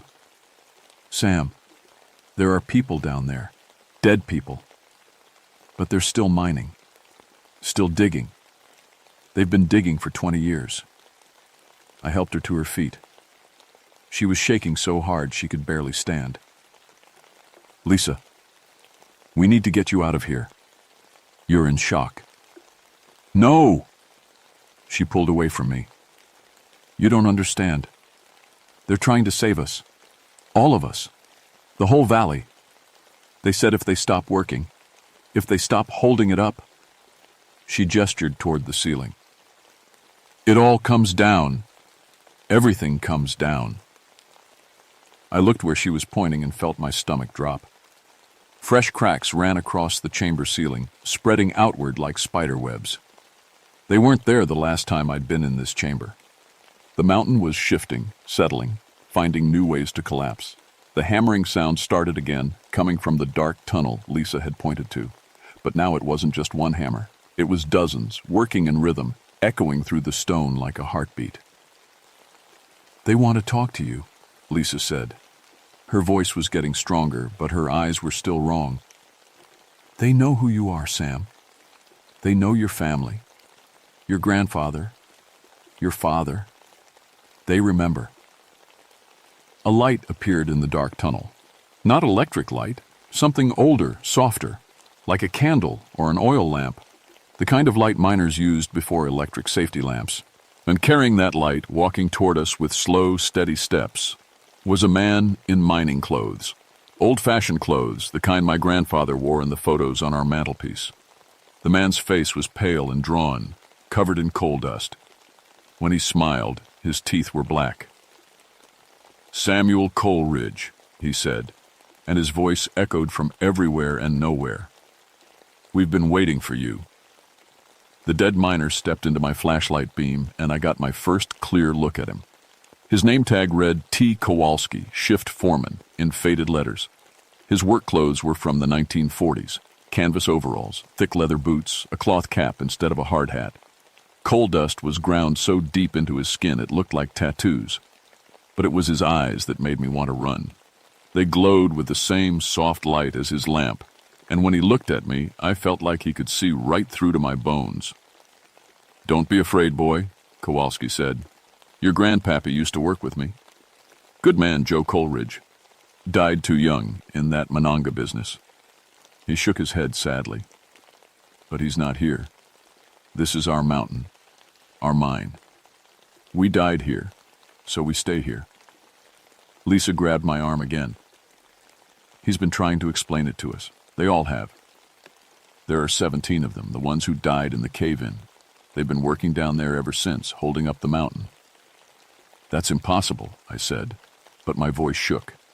Everything about this was impossible, but it was happening anyway. Kowalski laughed, a sound like rocks grinding together. "Impossible? Boy, you're standing in a flooded mine that ain't flooded anymore, talking to a dead man, and you're worried about impossible?" He gestured toward the dark tunnel behind him. "Come see what we've been doing. Come see what's coming if we stop." Against every instinct screaming in my head, I followed him. Lisa stayed close beside me, and I could feel her trembling. The tunnel sloped downward, deeper into the mountain than any mining operation should have gone. The walls were different here, not carved by machines, but worn smooth by decades of hand tools. We emerged into a vast chamber I'd never seen on any mine survey. It stretched away beyond the reach of our lights, filled with the sound of working. hammers striking stone, shovels scraping, the creak and groan of wooden supports being fitted into place.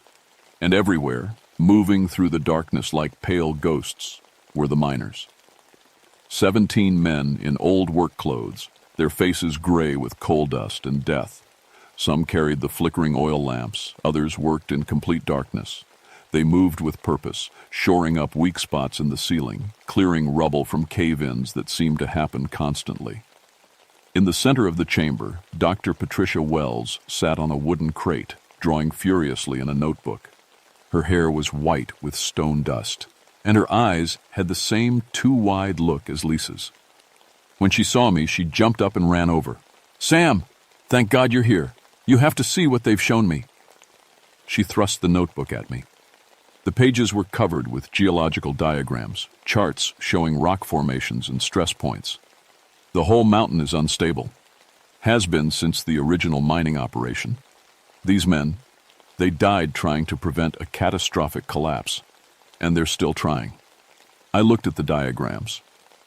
My father had taught me enough about mining to understand the basics, and what I saw made my blood run cold. The mountain was like a house of cards, held up by a few critical support points. If those supports failed... "The town," I whispered. "Hillcrest Valley, 12,000 people. More now," Dr. Wells said. "The new housing development, the shopping center. They built right on top of the most unstable ground." She pointed to a spot on her diagram. "If this section gives way, the entire mountainside comes down. It'll bury the whole valley." Tommy Kowalski appeared beside us, moving without a sound. "We've been holding it up for 24 years, Coleridge, working every day, every night. But we're getting tired, dead tired." He smiled at his own joke. "We need help, living help." "What kind of help?" "Your friend Robert is learning," he said, pointing toward the far end of the chamber. In the distance, I could see a figure working alongside the ghostly miners, moving rocks and setting timber supports. Even from here, I could tell it was Robert Cross, the third member of the survey team. He was alive, but something about the way he moved wasn't quite right. "He volunteered," Lisa said quietly. "After they showed him what would happen if the mountain falls. He said he had to help." I walked toward Robert, and with each step the temperature seemed to drop. The living man was working with mechanical precision, his movements matching the rhythm of the dead miners around him. When I got close enough to see his face, I gasped. His eyes were the same pale, glowing color as the spirits. His skin had taken on a grayish tint. He was still alive. I could see him breathing, but he was changing, becoming something between living and dead. "Robert," I called to him. "Robert, we need to go, now." He looked at me with those strange, glowing eyes. "Can't leave, Sam. Too important. If I stop working, if any of us stop working..." He gestured toward the ceiling where fresh cracks were spreading across the stone. "You see? You understand?" As if to prove his point, a section of the ceiling about 20 feet away suddenly cracked and dropped chunks of rock. 3 of the dead miners immediately moved to the spot, working together to shore it up with timber supports that appeared from nowhere. Within minutes, the damage was repaired. But I noticed something else. One of the dead miners, a young man who couldn't have been more than 19 when he died, flickered and grew fainter as he worked. And the effort of holding up the mountain was wearing them down, making them less substantial. "They're fading," I said to Dr. Wells. "The spirits, they won't be able to keep this up forever." "That's why they need us," she said. "Living people have more substance, more power to affect the physical world. But the cost..." She looked toward Robert, who was now almost as pale as the dead miners around him.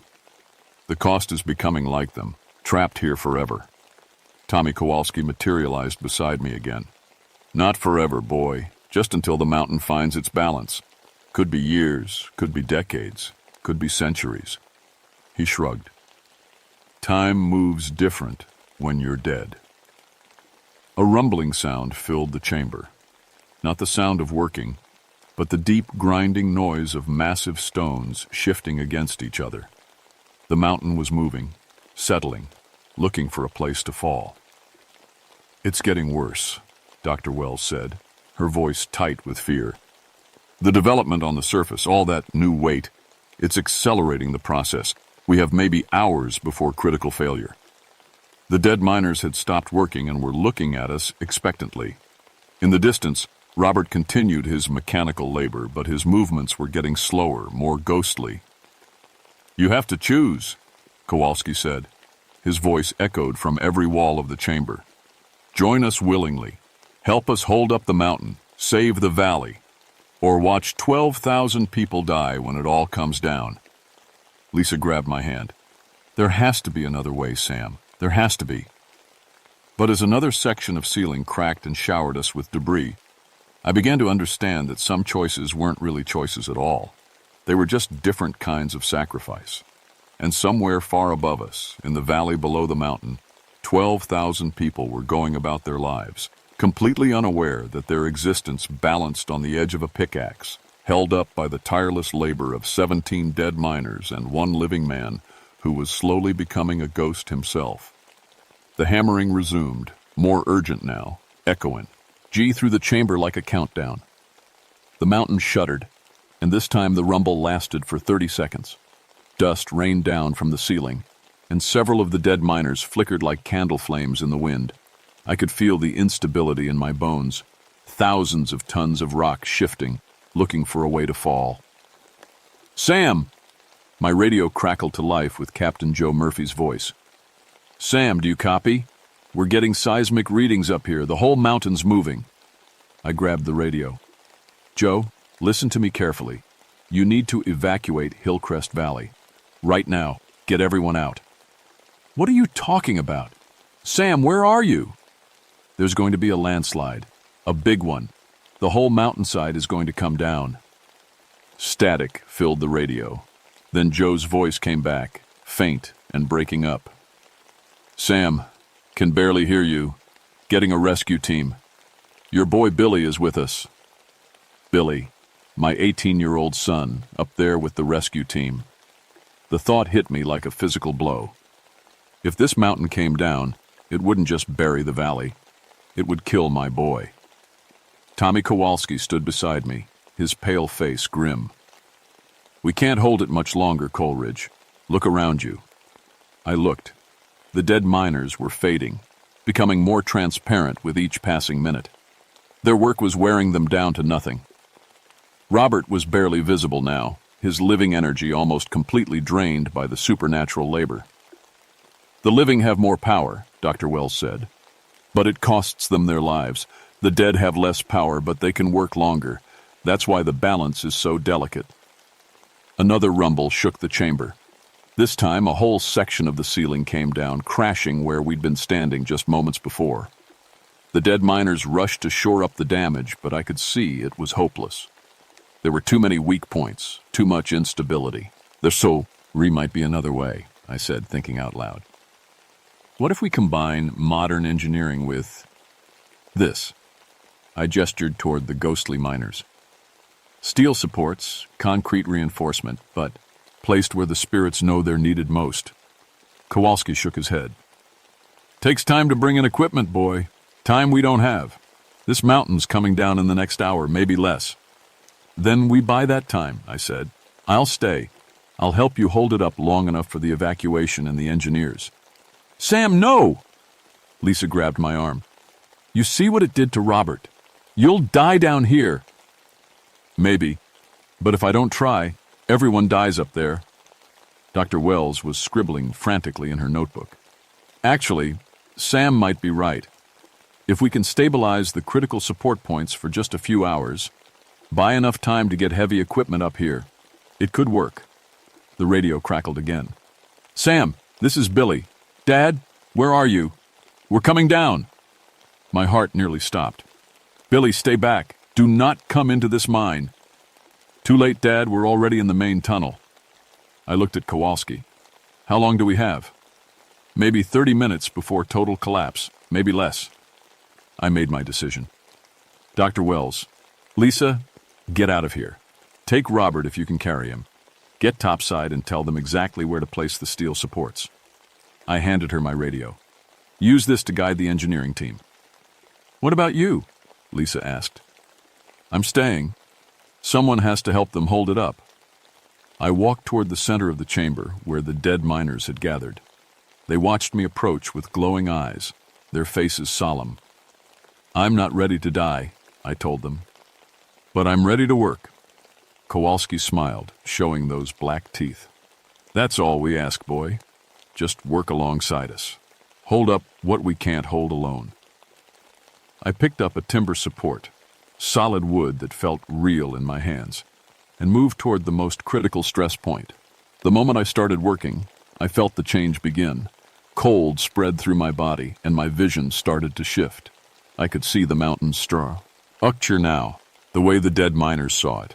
Every crack, every weak point, every place where the rock wanted to give way. The work was unlike anything I'd ever experienced. My muscles moved with supernatural strength, but I could feel my life energy draining away with each timber I set, each stone I moved. The boundary between living and dead was blurring. Above us I heard voices, Billy and the rescue team, getting closer. "Work faster," Kowalski urged. "Your boy's life depends on it now, too." We worked like men possessed. And maybe we were. The dead miners and I moved in perfect coordination, shoring up weak points faster than they could develop. But I was fading fast, becoming more like them with each passing minute. Billy's voice echoed from the tunnel entrance. "Dad, I can see light down here." "Stay back," I shouted, but my voice sounded strange now, hollow like the dead miners' voices. Then Billy appeared at the chamber entrance, flashlight in hand, Captain Murphy right behind him. They stopped dead when they saw us, me working alongside 17 ghostly figures, all of us moving with the same mechanical precision. "Jesus Christ," Murphy whispered. "Sam, what is this?" "Daddy?" Billy's voice was small, scared. "Dad, your eyes." I looked at my reflection in a puddle of water. My eyes were beginning to glow with that same pale light. "Get out of here, son," I said. "Get everyone out. We'll hold it as long as we can." But even as I spoke, I knew we were losing the battle. The mountain was too unstable, the damage too extensive. More sections of ceiling were cracking, and the dead miners were becoming so faint I could barely see them. Then Dr. Wells' voice crackled over Murphy's radio. "Steel supports are here. Engineering team is setting up at coordinates I'm transmitting now." Above us I heard the sound of heavy machinery, drilling equipment, port vehicles, the organized chaos of an emergency engineering operation. "Just a few more minutes," I told the dead miners. "Just hold it a few more minutes." But I was barely holding myself together. The supernatural work was consuming me, turning me into something between living and dead. I could feel my humanity slipping away with each breath. Tommy Kowalski appeared beside me one last time. "It's working, boy. The steel supports are taking the load. We can let go now." The dead miners stopped working and stepped back. For a moment I thought the mountain would come crashing down, but the ceiling held. The steel supports that Dr. Wells had guided into place were doing their job, taking the weight that the spirits had carried for 24 years. I collapsed to my knees, exhausted beyond measure. But I was still alive, still human. The glow was fading from my eyes. "The mountain's stable," Dr. Wells' voice came over the radio. "Seismic readings are normalizing. We did it." Billy ran to me and helped me stand. "Dad, are you okay?" I looked around the chamber. The dead miners were still there, but they were smiling now. Their long vigil was over. "We can rest now," Kowalski said. "Finally rest." One by one, the spirits faded away, their work complete at last. In moments, only Robert and I remained in the chamber, both of us alive but forever changed by what we'd experienced. 3 months later, I stood at the entrance to Devil's Backbone Mine, watching the final steel beam being installed. The engineering team had worked around the clock to reinforce every critical support point that Dr. Wells had identified. The mountain was stable now, as stable as human engineering could make it. But I knew the real truth. The spirits were still here, still watching, still ready to work if the need arose. I could feel them sometimes, especially on quiet nights when the wind moved through the tunnels. They weren't gone, they were just resting. Robert Cross had recovered physically, but like me, he was changed. We both saw things differently now, understood this. A thin line between the living world and whatever lay beyond it. The survey team's final report mentioned geological instability and successful engineering solutions. It didn't mention the 17 dead miners who'd saved 12,000 lives. Some truths were too strange for official reports. I'd been promoted to Chief of Mining Safety for the entire state, with a special focus on abandoned mine sites. My first recommendation was a comprehensive survey of every major mining disaster site in West Virginia.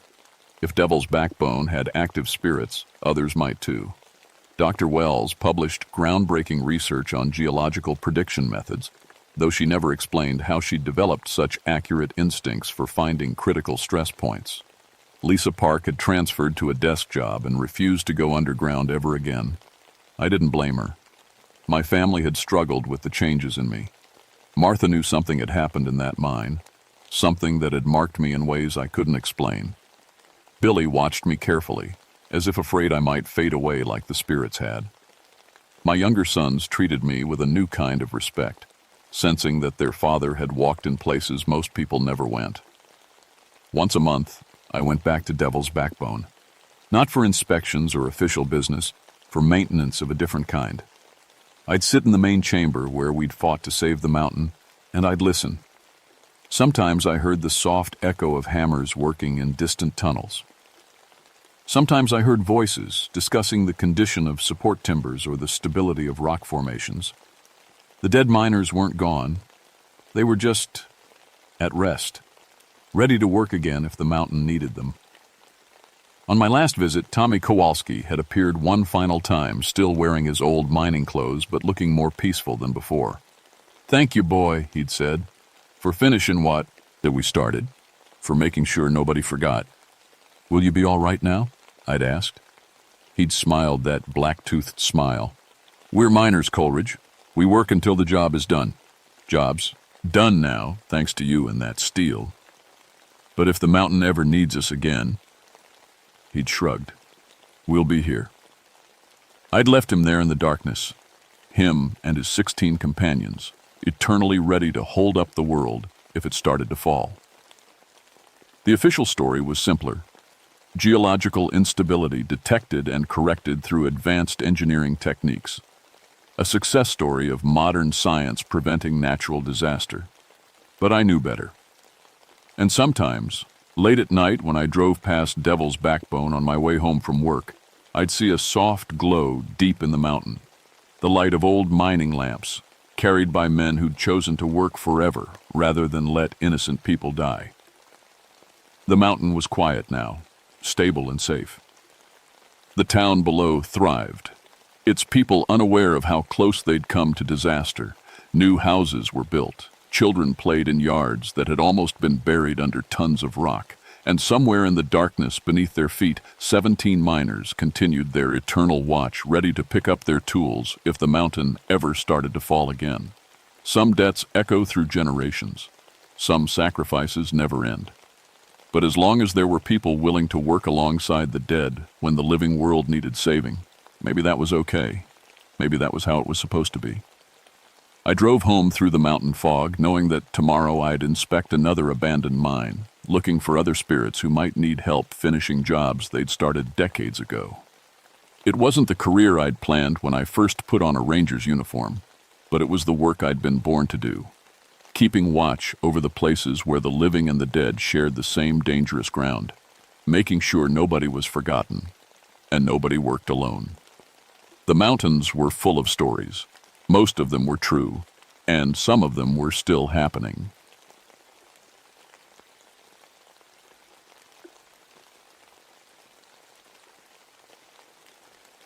My name is Jake Stillwater, and I'm about to tell you something that'll make you think I've lost my mind.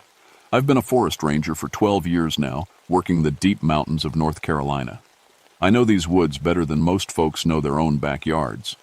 But what happened to me last August changed everything I thought I knew about my family and these mountains.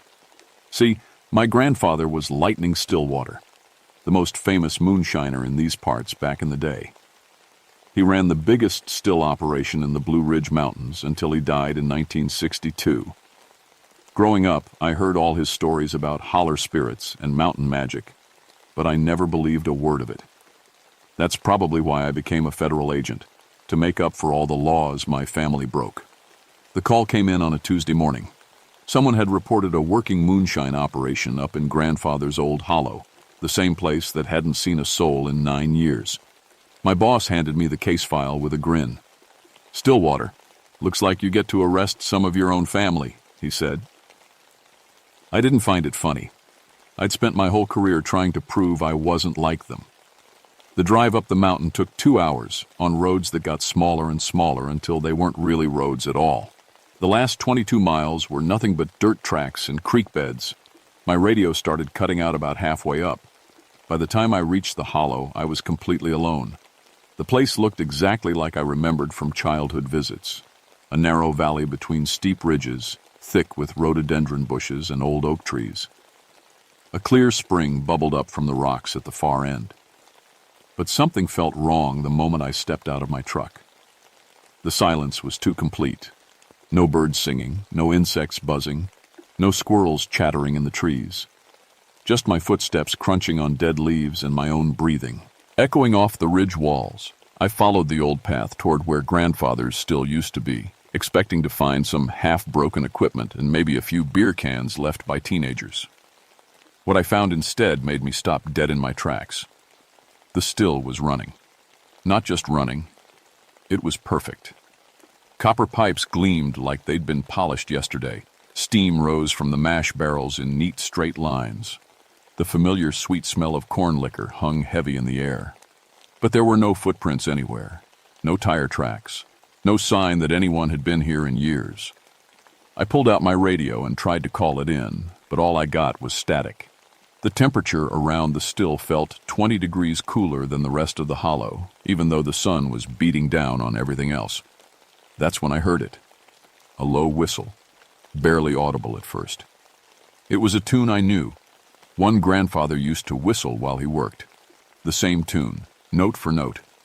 My hands started shaking as I drew my service weapon and called out, "Federal agent, show yourself!" The whistling stopped. The silence that followed was worse than the sound itself. I spent the next hour searching every inch of that hollow, but I found nothing. No one. The still kept bubbling away like it was running itself, which should have been impossible. I'd seen plenty of moonshine operations during my career, and they all needed constant attention. Someone had to tend the fire, check the temperature, adjust the flow. This one was running perfectly with nobody around. I decided to take some pictures for evidence, but when I looked through the camera, something was off.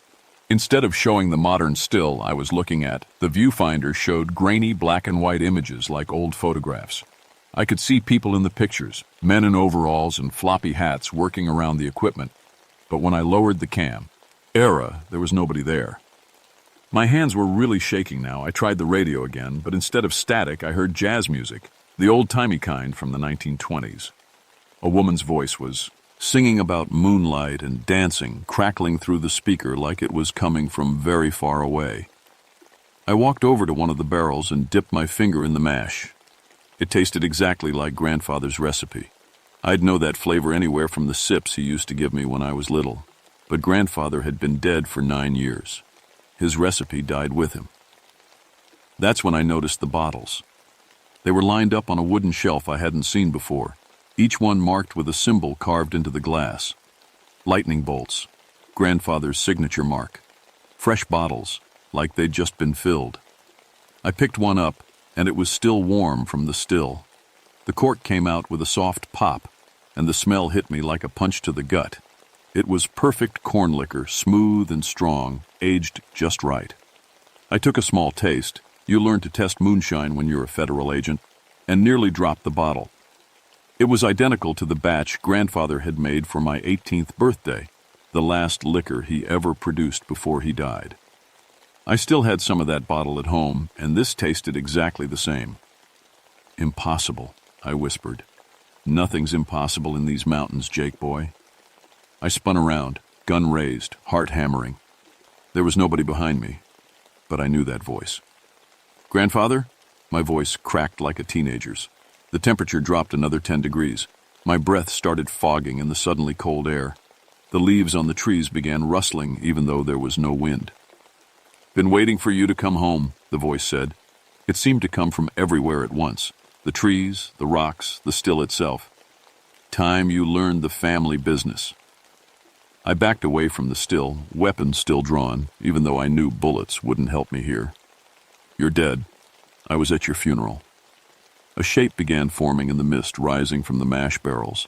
Tall, thin, wearing the old overalls and hat I remembered. But I could see right through him to the trees beyond. "Death ain't the end of everything, son. Some promises go deeper than the grave." Lightning Stillwater, my grandfather, stood before me as clear as day and transparent as glass. He looked exactly like he had the day he died, down to the gap between his front teeth and the scar on his left hand from a still explosion in 1943. "This isn't real," I said, more to myself than to him. "Heat exhaustion. That's all this is." Grandfather laughed, and the sound echoed through the hollow like thunder. "Feel that cold air? You think heat makes you cold, boy?" He was right. The temperature around the still was now at least 30 degrees lower than the rest of the hollow. I could see my breath clearly. "Why are you here?" I managed to ask. "Same reason I always was, making liquor, keeping the old agreements." His transparent eyes fixed on mine. "Question is, why are you here? Come to arrest your own grandfather?" I kept the gun pointed at him, even though my hands were shaking so hard I could barely hold it. "I came to shut down an illegal operation." "Illegal?" Grandfather's laugh turned bitter. "Boy, we've been making liquor in this hollow since before there was any government to say it was illegal. We got agreements older than any law you carry." Agreements with who? But even as I asked the question, I started hearing them. Other voices coming from the trees around the hollow. Men's voices speaking in low tones, discussing mash recipes and barrel aging. I recognized some of them. Uncle Pete, who died in 1958. Great Uncle Caleb, killed in a federal raid in 1932. Cousin Jeremiah, who disappeared in these mountains in 1947. They were all here. All the dead Stillwaters, working the family still like they'd never left. Agreements with the mountains themselves, Graham and Father said. With the spirits that been here since before the Cherokee. We make the liquor, they keep the peace. Everyone benefits. More shapes began forming in the mist. A whole crew of transparent moonshiners going about their work. I watched Uncle Pete check the temperature of a mash barrel. Great Uncle Caleb adjusted the flow through a copper coil. They moved like they were still alive, still working, still carrying on the family tradition. This is insane, I whispered. Is it? Grandfather stepped closer, and the cold intensified. Or is it just something your government schooling never taught you? Some things are bigger than federal law, Jake boy. Some promises can't be broken by death. That's when I heard the other sound. Footsteps crunching through the woods behind me. Heavy boots, moving fast, getting closer. I turned around, gun still drawn, and saw something that made my blood freeze. It was a man in an old-fashioned suit and tie, carrying a badge and a Thompson submachine gun. His face was pale as moonlight, his eyes black as empty sockets. He walked through the trees like he owned them, heading straight for the still. Federal agents, Grandfather spat. They've been coming here for 40 years, trying to stop what can't be stopped. Look what it got them. The ghostly agent raised his weapon, pointing it directly at me. His mouth opened, but no words came out. Just a hollow, whistling sound like wind through a cave. Agent Thomas McCarthy, Grandfather said. Died right where you're standing in 1929, still trying to make his arrest. More shapes appeared behind McCarthy. Other dead federal agents, all carrying guns, all moving toward me with the same hollow-eyed stare. They can't leave either, Grandfather explained. Killed while breaking the old agreements. Now they're trapped here forever, trying to do a job that should never have been started. I was surrounded. Dead moonshiners on one side, dead federal agents on the other, and me caught in the middle with no way out. The shooting started a few seconds later. The bullets passed right through the ghost agents and slammed into trees behind them, splintering bark and sending wood chips flying everywhere. I dove behind one of the mash barrels as gunfire erupted all around me. Thompson submachine guns from the 1920s firing at lever-action rifles from the same era. The living and the dead were fighting the same battle they'd been fighting for 40 years. I tried to run, but every path out of the hollow was blocked by more spirits. They kept appearing, federal agents from different decades, some in suits, some in military gear, some I didn't recognize. All of them armed, all of them shooting at the moonshiner ghosts, who fired back with equal fury. "Can't leave now, Jake boy," Grandfather called out over the gunfire. "You're part of this whether you like it or not." A bullet whined over my head and I pressed myself lower behind the barrel. The smell of gunpowder mixed with the sweet scent of corn mash, creating a smell that made me sick to my stomach. "What do you want from me?" I shouted. "Join the family business," Grandfather replied. "Honor the old agreements. It's the only way to make this stop."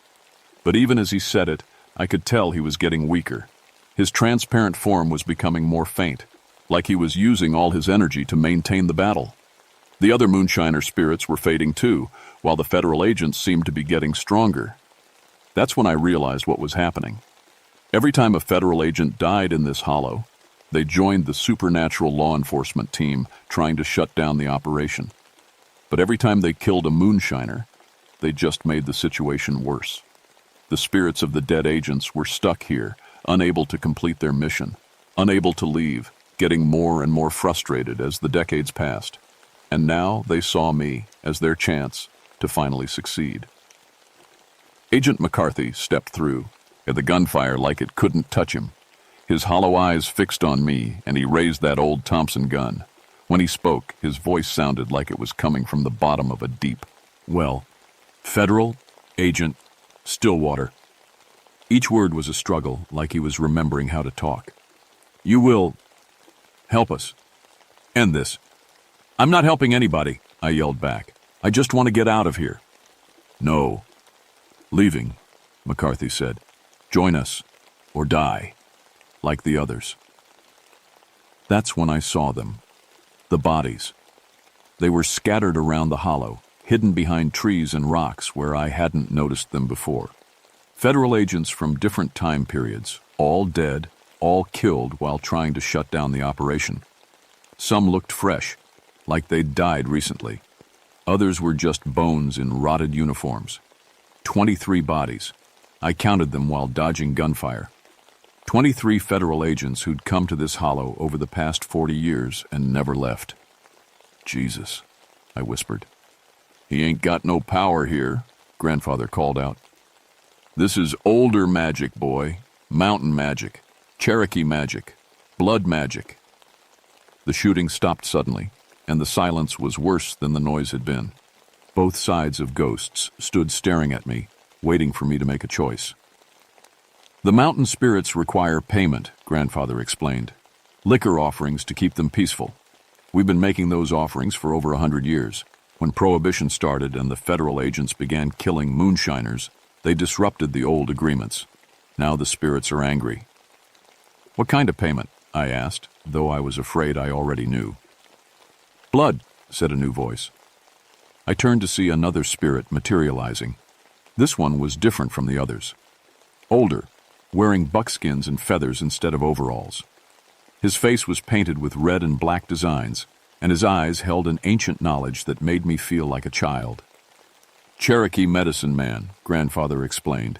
"He made the original agreement with our family in 1847. The medicine man stepped forward, and both the tears. Moonshiner spirits and the federal agent spirits backed away from him. Even McCarthy lowered his weapon. "White man's law disrupted the balance," the Cherokee spirit said. "Mountain spirits grow hungry. They demand payment in blood to restore the peace." "Whose blood?" I asked, though I was pretty sure I knew the answer. "Stillwater blood," the medicine man replied. "Original agreement was with your bloodline. Must be renewed by your bloodline." I looked around at the dead agents scattered throughout the hollow. What about them? They've been paying in blood for 40 years. Wrong blood, the medicine man said simply. They are not part of the agreement. Their deaths only make the spirits angrier. Grandfather nodded sadly. That's why they can't leave, Jake boy. That's why they keep coming. The spirits won't accept their sacrifice because they weren't part of the original deal. Only Stillwater blood can restore the balance. So you want me to kill myself to fix this?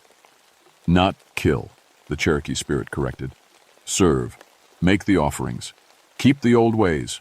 Live here. Work here. Honor the agreements your ancestors made. I looked at the ghost of Agent McCarthy, still holding his weapon, still staring at me with those hollow eyes. And if I don't? Then we kill you, McCarthy said in his hollow voice. And you join us, forever hunting moonshiners we can never catch, forever trying to complete a mission that can never be completed. But if you do join us, Grandfather added, if you honor the family tradition, then the spirits will be satisfied. The old agreements will be renewed. The dead agents can finally rest in peace. I was trapped. Join my criminal family's supernatural moonshine operation or become a ghost cop forever hunting criminals I could never catch. Some choice. That's when I heard the engines. Vehicles were coming up the mountain road, multiple vehicles moving fast. My backup had finally arrived. The spirits heard it too. The moonshiner ghosts began fading back into the mist, while the federal agent spirits raised their weapons. Again. Agent McCarthy's hollow eyes blazed with new intensity. More agents, he whispered. More blood for the mountain. No, I shouted, but it was too late. My radio crackled to life for the first time all day. Ranger Stillwater, this is Agent Santos with the DEA tactical team. We're 2 minutes from your location. What's your status? I grabbed the radio. Stay back. Do not enter the hollow. But the radio went dead again, and I could hear the vehicles getting closer. They were about to drive into a supernatural war zone, and they had no idea what was waiting for them. The first DEA truck roared into the hollow just as the sun began setting behind the ridge. Agent Maria Santos jumped out of the passenger seat with her weapon drawn, followed by 6 tactical officers in full gear. Federal agents, she shouted. Everyone on the ground now! But there was nobody visible to arrest. The spirits had all vanished the moment the living agents arrived, leaving only me standing next to the still with my hands raised. Stillwater, what the hell is going on up here? Santos demanded. We've been trying to reach you for hours. You need to get everyone out of here, I said quickly. Right now. This place is... That's when the temperature dropped 30 degrees in 3 seconds. Santos and her team started shivering immediately, their breath fogging in the suddenly freezing air. What the hell? One of the tactical officers muttered. The mist began rising from the ground around us, thick and unnatural. In seconds, visibility dropped to about 10 feet. I could hear Santos trying to use her radio, but all she got was that same 1920s jazz music I'd heard earlier. Equipment malfunction, she said. Johnson, try your radio. But Johnson's radio was playing the same music. So were all of them. That's when the spirits came back. They materialized out of the mist like something hing from a nightmare. Dozens of them, both moonshiners and federal agents, all armed, all staring at the new arrivals with hungry eyes. Santos tried to shoot the first ghost she saw, Agent McCarthy, but the bullets passed right through him and nearly hit one of her own men. McCarthy just smiled with his hollow mouth and raised his Thompson gun. New recruits, he whispered. The battle started again, but this time it was different. The living agents were caught in the crossfire between 2 groups of ghosts, and unlike the spirits, they could actually be hurt by the gunfire. Officer Johnson went down first, screaming as a rifle bullet from 1923 tore through his shoulder. Santos dragged him behind a tree and tried to return fire, but her bullets just passed harmlessly through the spirits. Stillwater, she shouted. What the hell are these things? Family business, I called back, diving behind the still as more gunfire erupted around us. That's when Grandfather appeared next to me, more solid than he'd been all day. Time to choose, Jake boy, he said. Your people are dying, and more will die unless you stop this. Another scream echoed through the hollow as Officer Martinez took a bullet in the leg. Santos was trying to treat two wounded men while returning fire at enemies she couldn't hit. It was hopeless. "What do I have to do?" I asked. "Join us. Become the new keeper of the still. Make the offerings the mountain spirits require. Honor the blood agreements your great-great-grandfather signed." "And if I do that, everyone goes free? The living agents can leave. The dead agents can finally rest. The mountain spirits will be satisfied." Grandfather's eyes grew sad. "But you'll have to stay. Forever. Tending the still, making the offerings, keeping the balance." Officer Williams screamed as ghostly gunfire found its mark. Santos was down to 3 men, and they wowed. "You're all wounded." "How do I know you're telling the truth?" "Because I've been trapped here for 9 years trying to keep the balance myself," Grandfather said.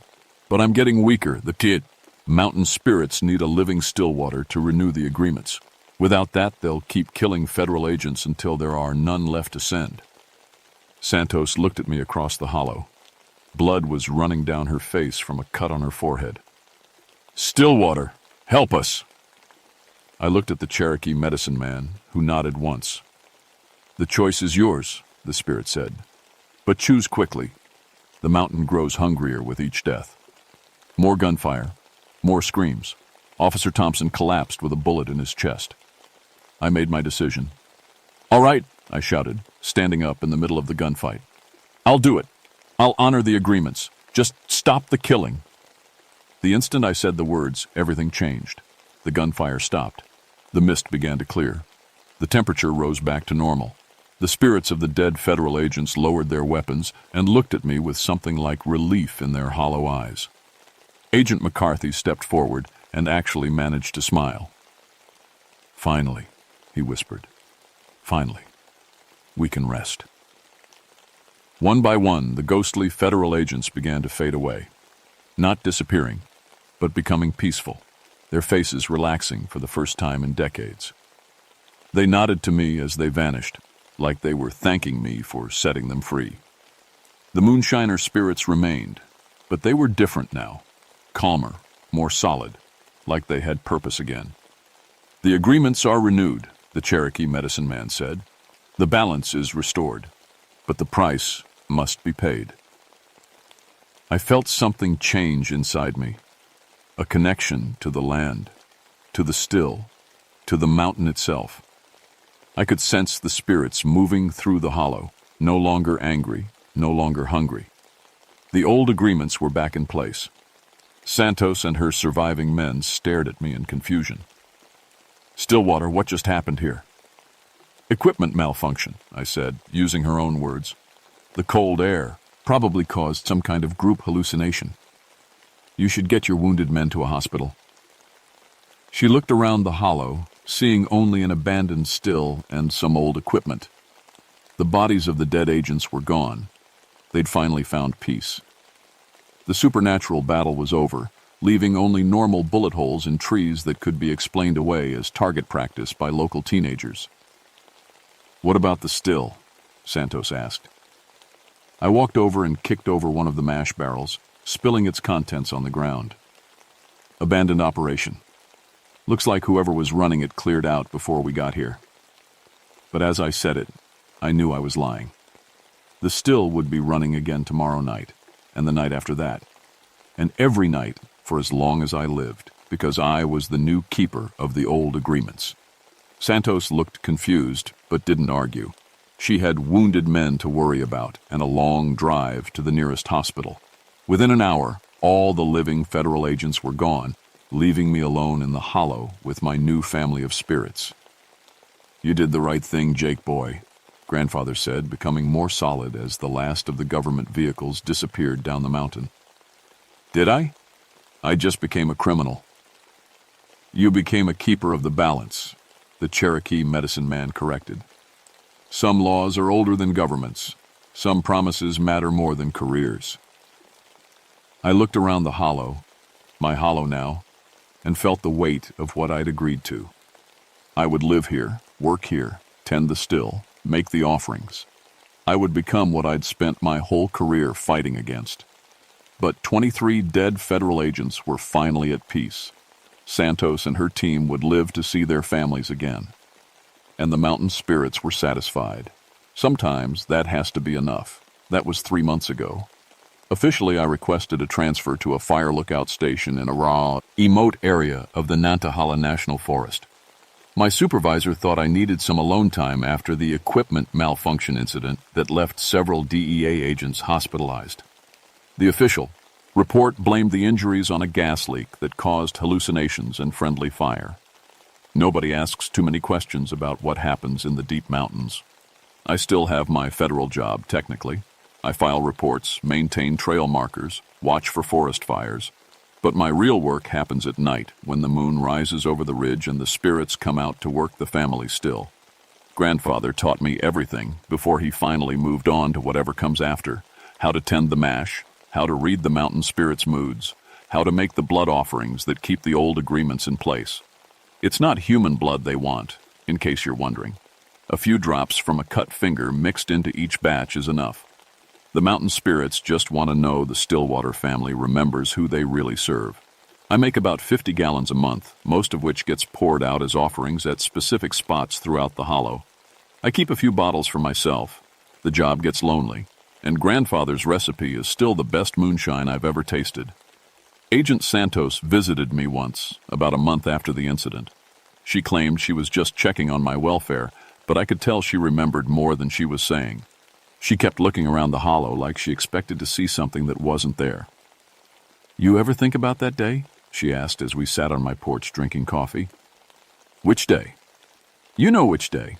The day my radio played jazz music and the temperature dropped 40 degrees for no reason." I shrugged. Mountain weather can be strange. Equipment malfunctions happen. She stared at me for a long time, then nodded. "Yeah, equipment malfunctions." But as she left, she said something that made me realize the old agreements affect more people than just my family. "Take care of yourself up here, Stillwater. And if you ever need backup, real backup, you call me. I don't care what the official reports say. I know something happened in that hollow, and I know you saved my life somehow." She never came back, but sometimes I get reports from other agents working in Appalachian regions. Stories about abandoned stills that run themselves, about ghostly figures in old-fashioned clothes, about federal raids that end in mysterious equipment failures and mass hallucinations. The Stillwater family wasn't the only one with agreements in these mountains.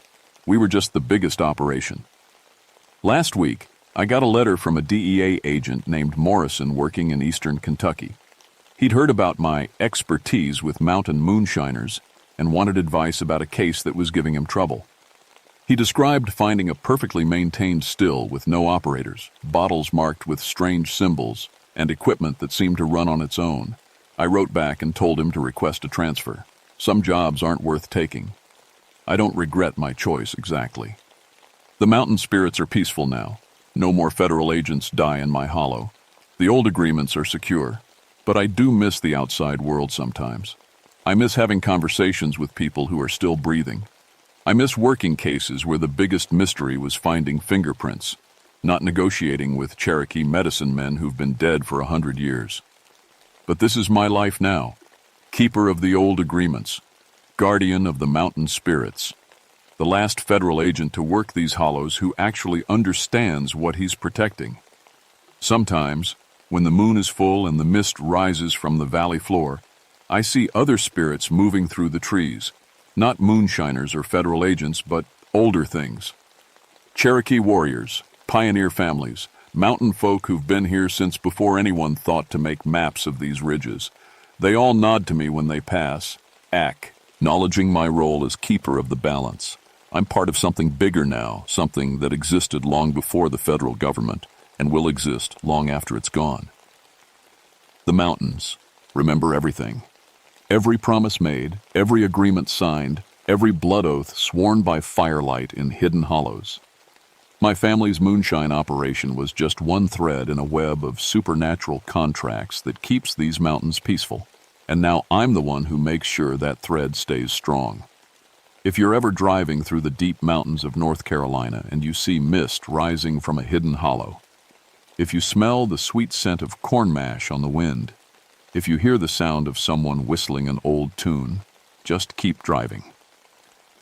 Some family businesses should stay in the family. My name is Jake Stillwater, and this is my job now. Federal agent by day, moonshiner by night, keeper of agreements older than law itself. The mountain spirits are satisfied. For now,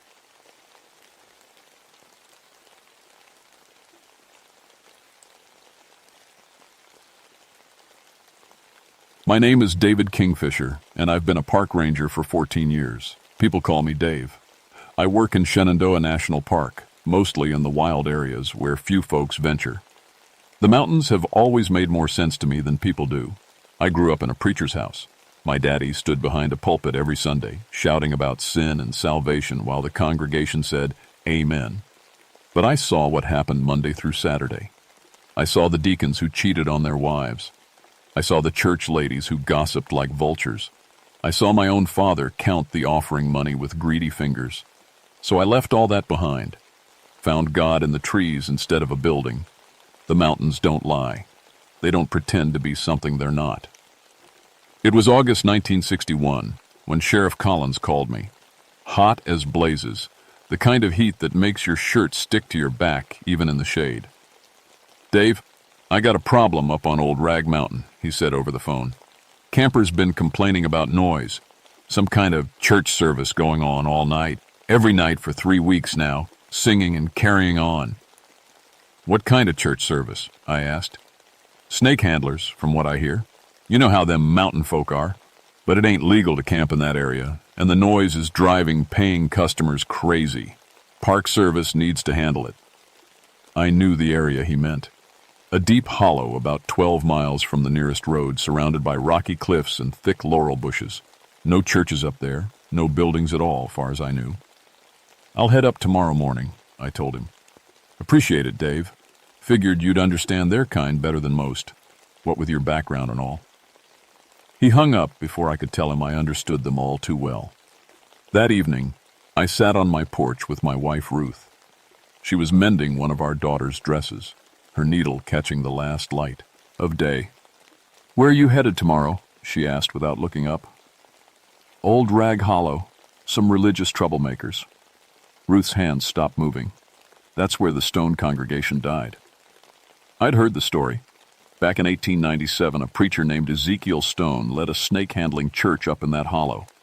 47 people died during a service, poison in the communion wine. Federal agents investigating illegal religious practices, some folks said. Others claimed it was God's judgment. "That's just old mountain talk," I said. But Ruth kept staring at her sewing. "My grandmother always said you could still hear them singing up there. Said they died in the middle of worship, so they never stopped." I laughed, but it came out hollow. "You don't believe that nonsense." "I believe there's things in these mountains older than any of us understand." The next morning, I loaded my pack with the usual supplies: radio, first aid kit, citations book, service revolver. The hike to Old Rag Hollow takes most of a day, climbing over ridges and through thick forest. No easy path.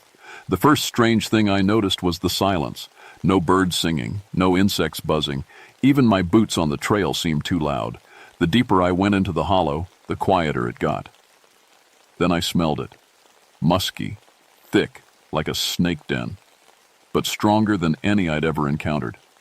By late afternoon, I reached the hollow, and there it was. A wooden church building stood in a small clearing, white paint gleaming like it was freshly applied. Tall windows, steep roof, bell tower reaching toward the sky. It looked exactly like every country church I'd known as a boy, but there shouldn't have been any building there. I'd studied every map of this area. No structures, no settlements, nothing. I approached carefully, checking the ground for footprints. Plenty of them, leading to and from the church. Men, women, children, all barefoot, like they were walking on holy ground. The front door stood open. Inside, I could see wooden pews arranged in perfect rows. Oil lamps flickered along the walls, though I couldn't figure out how they stayed lit. Fresh hymn books lay open on every seat. I called out, "Hello, Park Service." My voice echoed strangely, like the building was much larger inside than it appeared outside. No answer. but I could swear I heard something. Faint singing, just at the edge of hearing. Beautiful harmonies, the kind that raise goosebumps on your arms. I stepped inside. The temperature dropped 20 degrees. My breath came out in small puffs.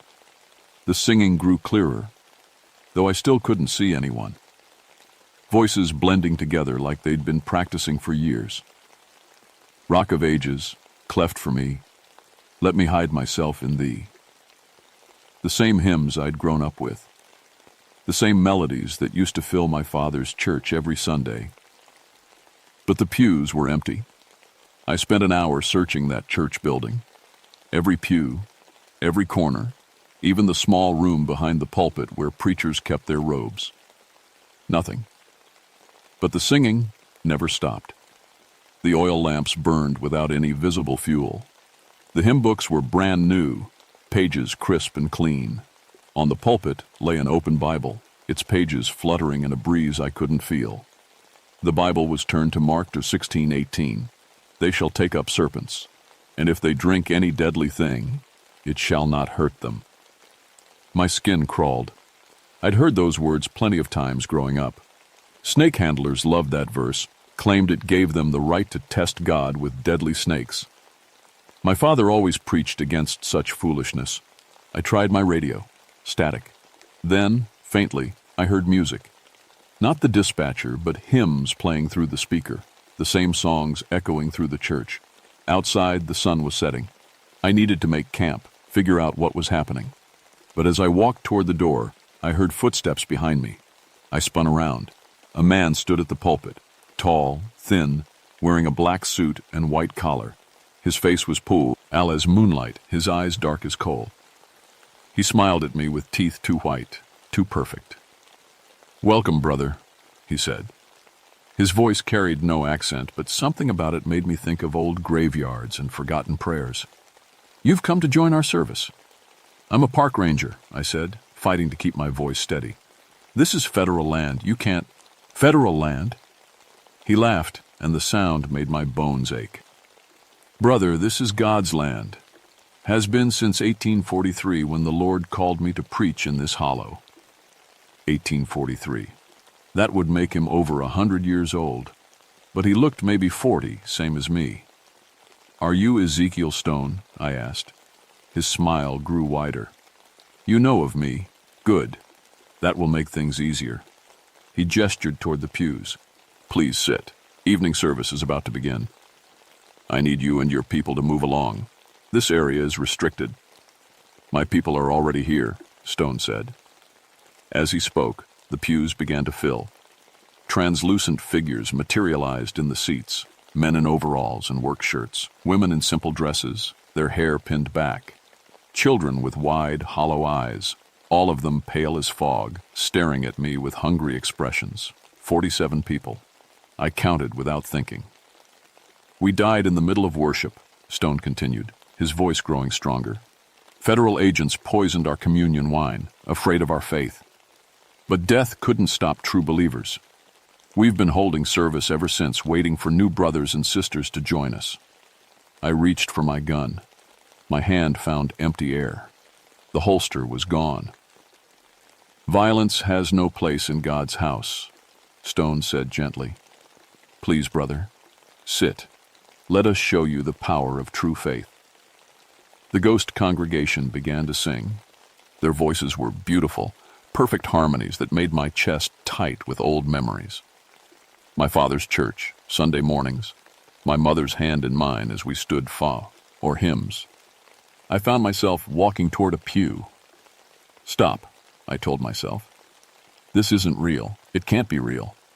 But the singing was so beautiful, and I'd been alone for so long, carrying my anger at false religion, my disappointment with empty faith.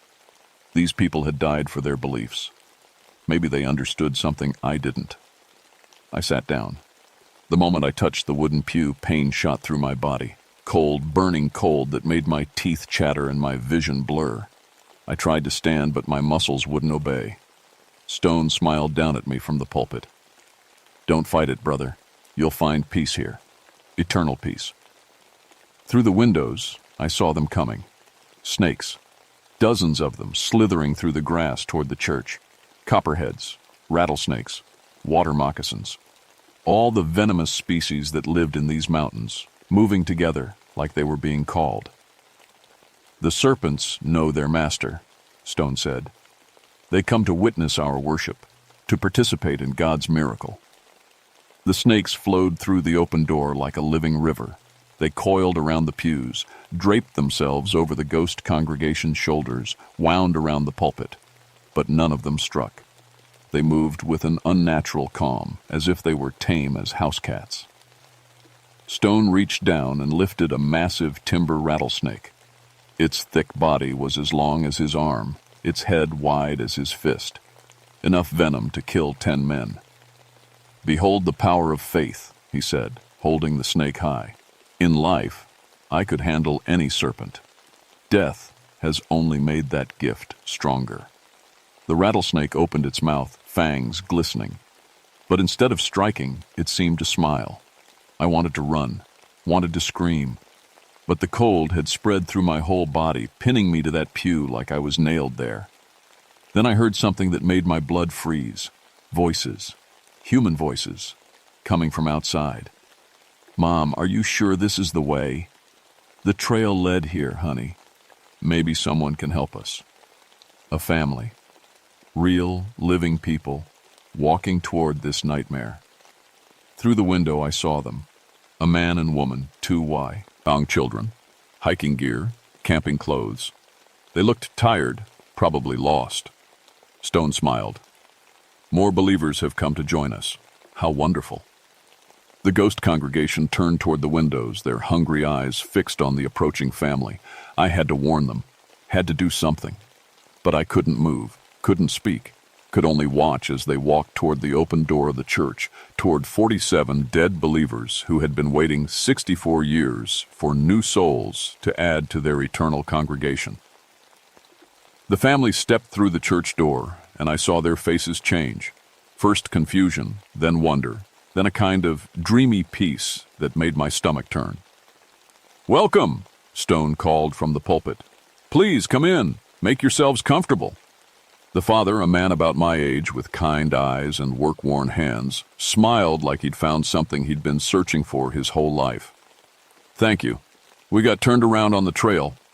I'm Jim Patterson. This is my wife Carol and our kids Danny and Sarah. I'm Brother Stone.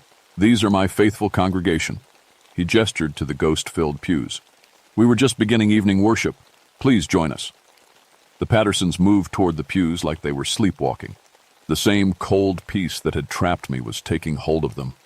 But they were alive, unmarked by death. They could still be saved. I fought against the supernatural ice holding me, concentrating all my strength on moving just one finger. Just enough to make a sound, create a distraction. Nothing.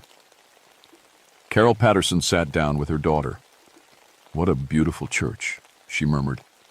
"I feel so peaceful here." Young Danny, maybe 8 years old, pointed at the snakes coiled around the pews. "Look, Dad, they're not scared of people." "God's creatures know when they're in a holy place," Stone said. He lifted the timber rattler again, letting it weigh, and around his arm like a living bracelet. "Would you like to touch one, son? They won't hurt you here." "Can I?" Danny's eyes lit up with innocent excitement. "No!" I screamed inside my head. "Run! Get out!" But the boy stepped forward, reaching toward the massive snake. Stone smiled. "True faith makes all things possible.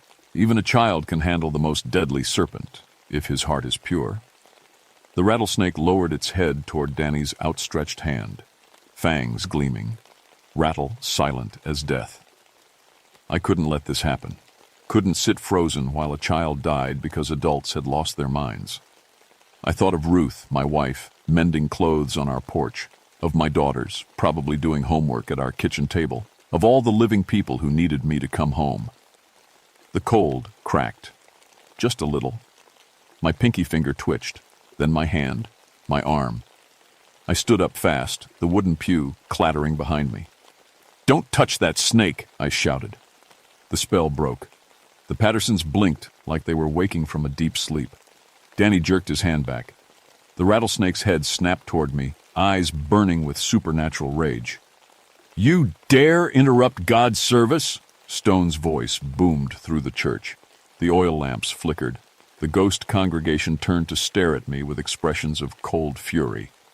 "These people need to leave," I said, backing toward the door. "Now!"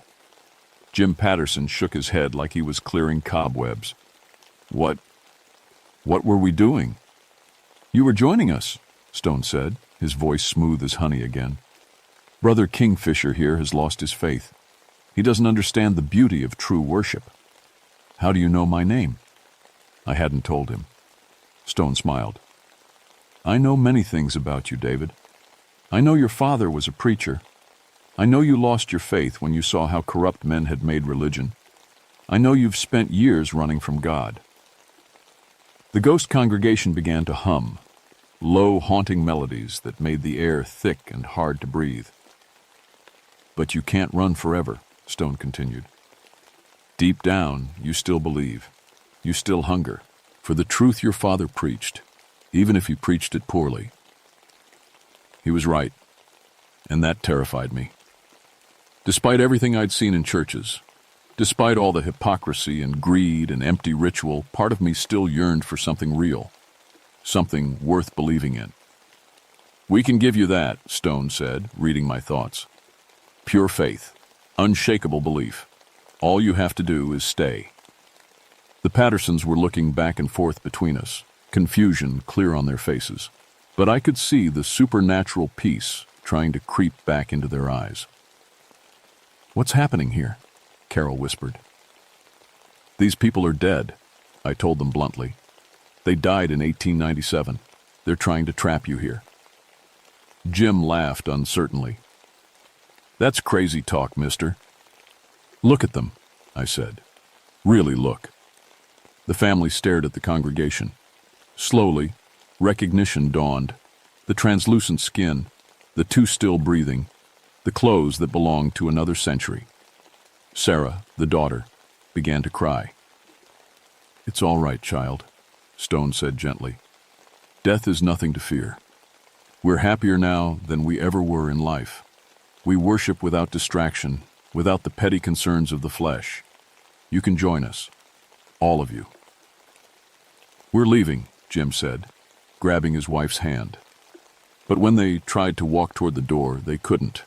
Their feet moved, but they stayed in place, like they were walking on a treadmill. "I'm afraid that's not possible," Stone said. "You've entered consecrated ground, participated in our worship. You belong here now." The snakes began to move, flowing across the floor toward the family, not striking, not threatening, just surrounding them, cutting off any escape. I looked around the church desperately. There had to be something I could use, some weakness in whatever supernatural force held this place together. Then I saw it. Behind the pulpit, a small door I hadn't noticed before, E4. It stood slightly open, revealing darkness beyond. "What's back there?" I asked. Stone's smile faltered for just a moment. "Nothing that concerns you." Which meant it concerned me very much. I lunged toward the door. Stone raised his hand, and I felt that crushing cold trying to freeze me again. But now I knew it could be fought. I pushed through, muscles screaming, and grabbed the door handle. Behind it was a small room filled with communion supplies. Silver cups, plates, bottles of wine. And in the center, a wooden box with poison written on the side in faded letters. The strychnine that had killed the congregation. Still here, after 64 years. "Stop!" Stone shouted. His perfect composure cracked, revealing something desperate underneath. "You don't understand. We died in the middle of worship. We have to finish the service. We have to prove our faith was real." I understood then. They weren't holding people here out of malice. They were trapped themselves, doomed to repeat their final church service until they could prove they had died for something meaningful. They needed living believers to validate their faith, to make their deaths matter. But that didn't make it right. I grabbed the poison box. The moment I touched it, the ghost congregation screamed, not with their voices, but with a sound that came from somewhere deeper than sound. The church building shook. Cracks appeared in the walls. You're tearing apart the holy ground, Stone cried. Without the church, without the service, our deaths meant nothing. We'll be lost forever. Maybe that was exactly what needed to happen. Some things, I said, are better lost. I raised the poison box over my head, ready to smash it against the floor. That's when Stone played his final card. If you destroy this place, he said quietly, everyone dies. The living and the dead. The poison that holds us here will be released. These people you're trying to save will breathe it in and join us whether they want to or not. He was right. I could see it in the way the Pattersons had already begun. To cough in the bitter taste creeping into my own mouth. The supernatural preservation of this place was the only thing keeping the poison contained. I lowered the box, mind racing. There had to be another way. And slowly, I began to realize what it was. You want to finish your worship service, I said to Stone. Fine. Let's finish it properly. Stone's eyes narrowed. What do you mean? A real service, not this supernatural puppet show. I set the poison box down carefully and walked back into the main church. You died because someone poisoned your communion wine. But what were you trying to prove with all the snake handling? What was the point? To demonstrate faith, Stone said. To show that true believers... No, I shook my head. That wasn't faith. That was pride. The ghost congregation stirred restlessly. Some looked confused, others angry. A few seemed thoughtful. I continued. You handled snakes because you wanted to prove you were special. Better than other Christians. More faithful. More worthy. We risked our lives for God, Stone protested. You risked your lives to feel superior to others, I shot back. Just like every hypocrite I grew up around. They lied and cheated Monday through Saturday, then acted holier than everyone else on Sunday. You folks took it further, sure, but it was still just pride wearing a religious costume. Jim Patterson was listening intently.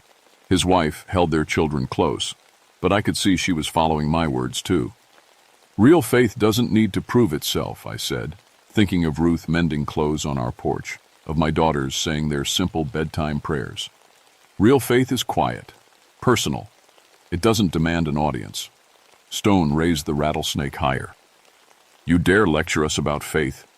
You who ran from God when religion disappointed you? I didn't run from God, I realized as I said it. I ran from people who used God as an excuse to feel important. For the first time since I'd entered this church, I felt completely calm. The supernatural cold couldn't touch me now. The fear that had been eating at my heart for years was melting away. You want to know what real faith looks like? I asked. It looks like my wife darning socks because we can't afford new ones, but never complaining. It looks like helping lost hikers find their way home, not because anyone's watching, but because it's the right thing to do. It looks like admitting when you don't have all the answers. Some of the ghost congregation were nodding now. An old woman in the front pew smiled sadly. A young man near the back removed his hat, like he was finally ready to listen. We were wrong, the old woman whispered. Her voice was like wind through pine trees. We made faith into a performance. Stone whirled toward her. Martha, you cannot... We can, she said firmly. We've had 64 years to think about what we did, about why we really handled those snakes and drank that poison. Other voices joined her, quiet admissions, regretful confessions. I wanted people to think I was holy. I was afraid they'd call me a coward if I didn't. I forgot it was supposed to be about love, not fear. Stone's perfect composure finally cracked completely.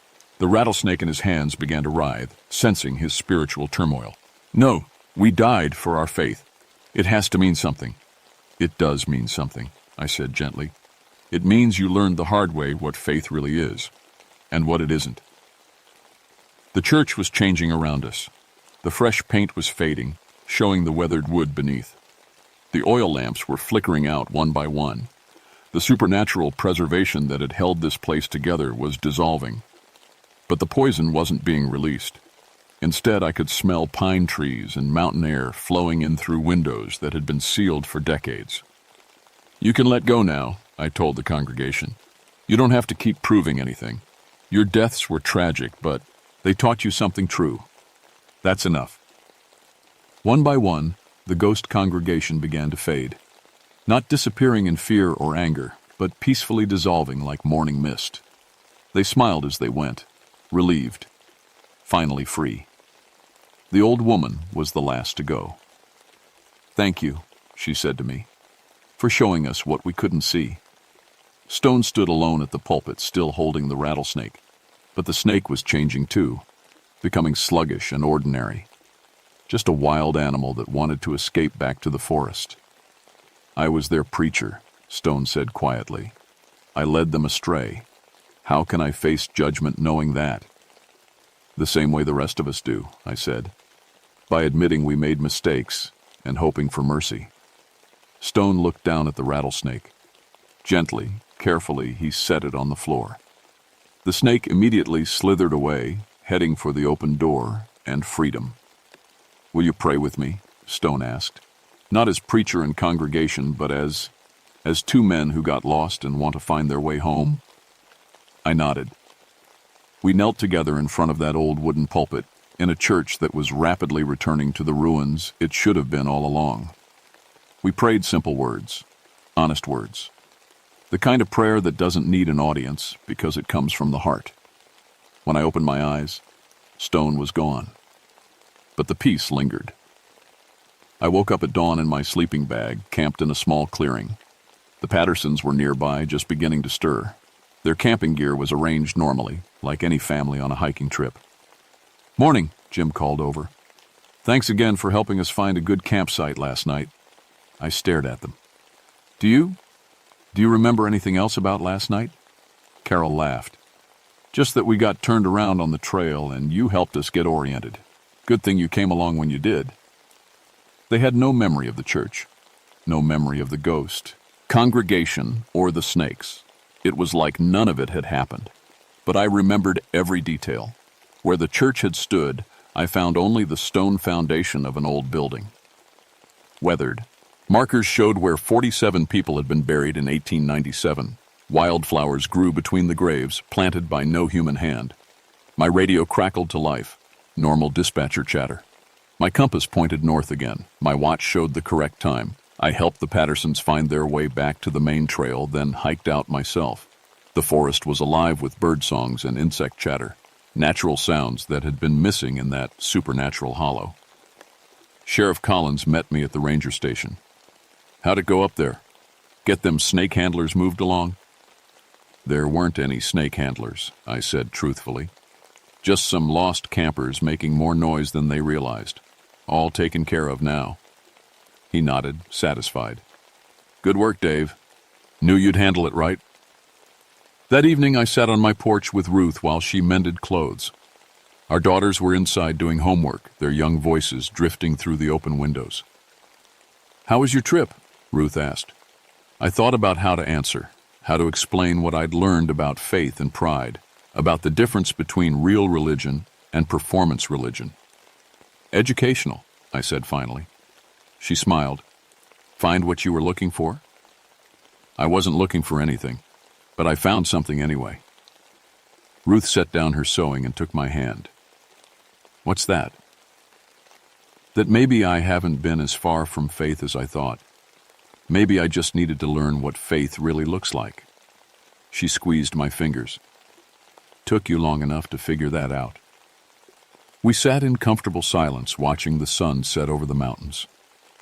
Somewhere up in those hills, 47 souls had finally found peace.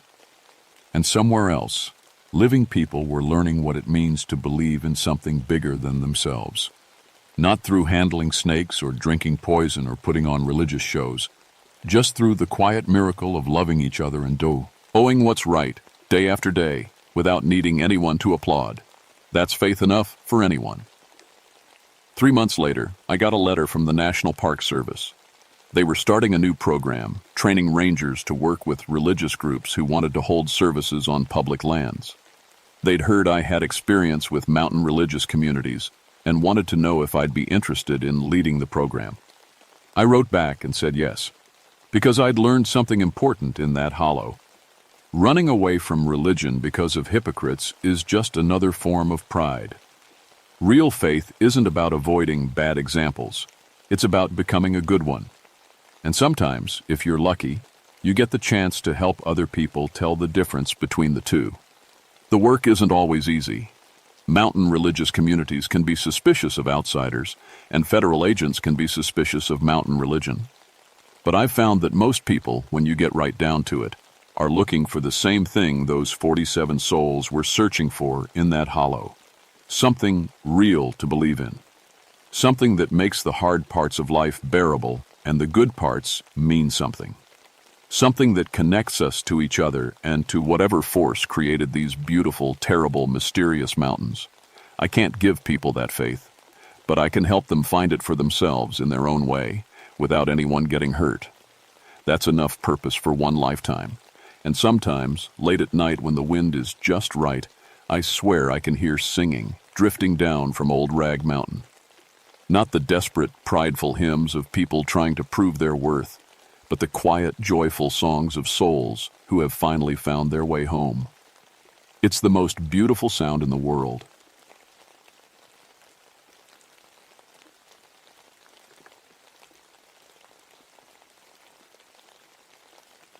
My name is Patricia Ironcloud, but everyone calls me Pat. I've been a park ranger for 13 years now, working the High Knob area of Jefferson National Forest here in Southwest Virginia.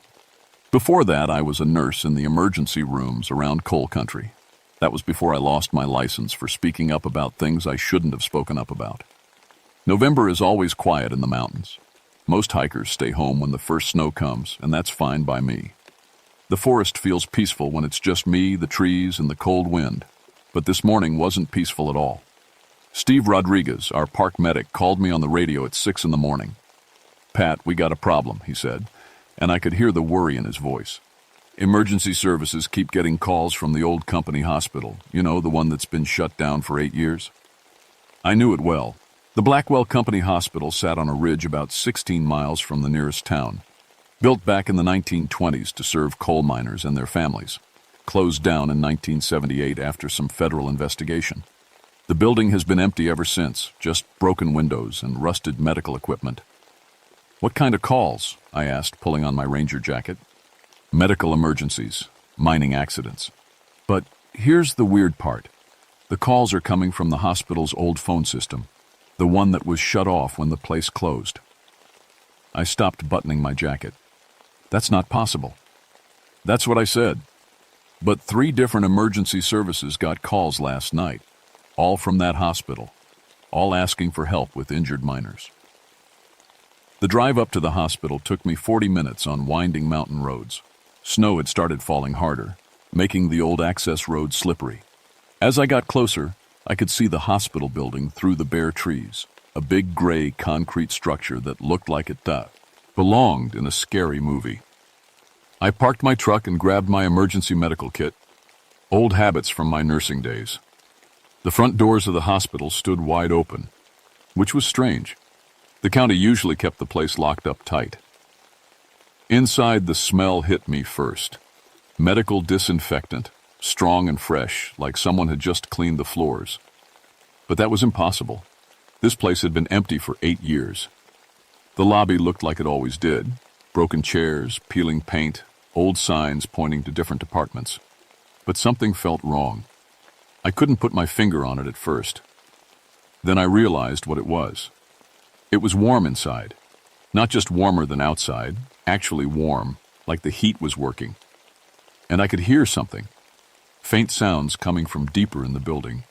Beeping sounds, like heart monitors. I called out, "Hello? Anyone in here?" My voice echoed off the walls, but the beeping sounds continued. I should have left right then, should have called for backup and waited outside. But I was curious, and my medical training made me want to check if someone really needed help. The sounds were coming from the second floor, so I climbed the old staircase.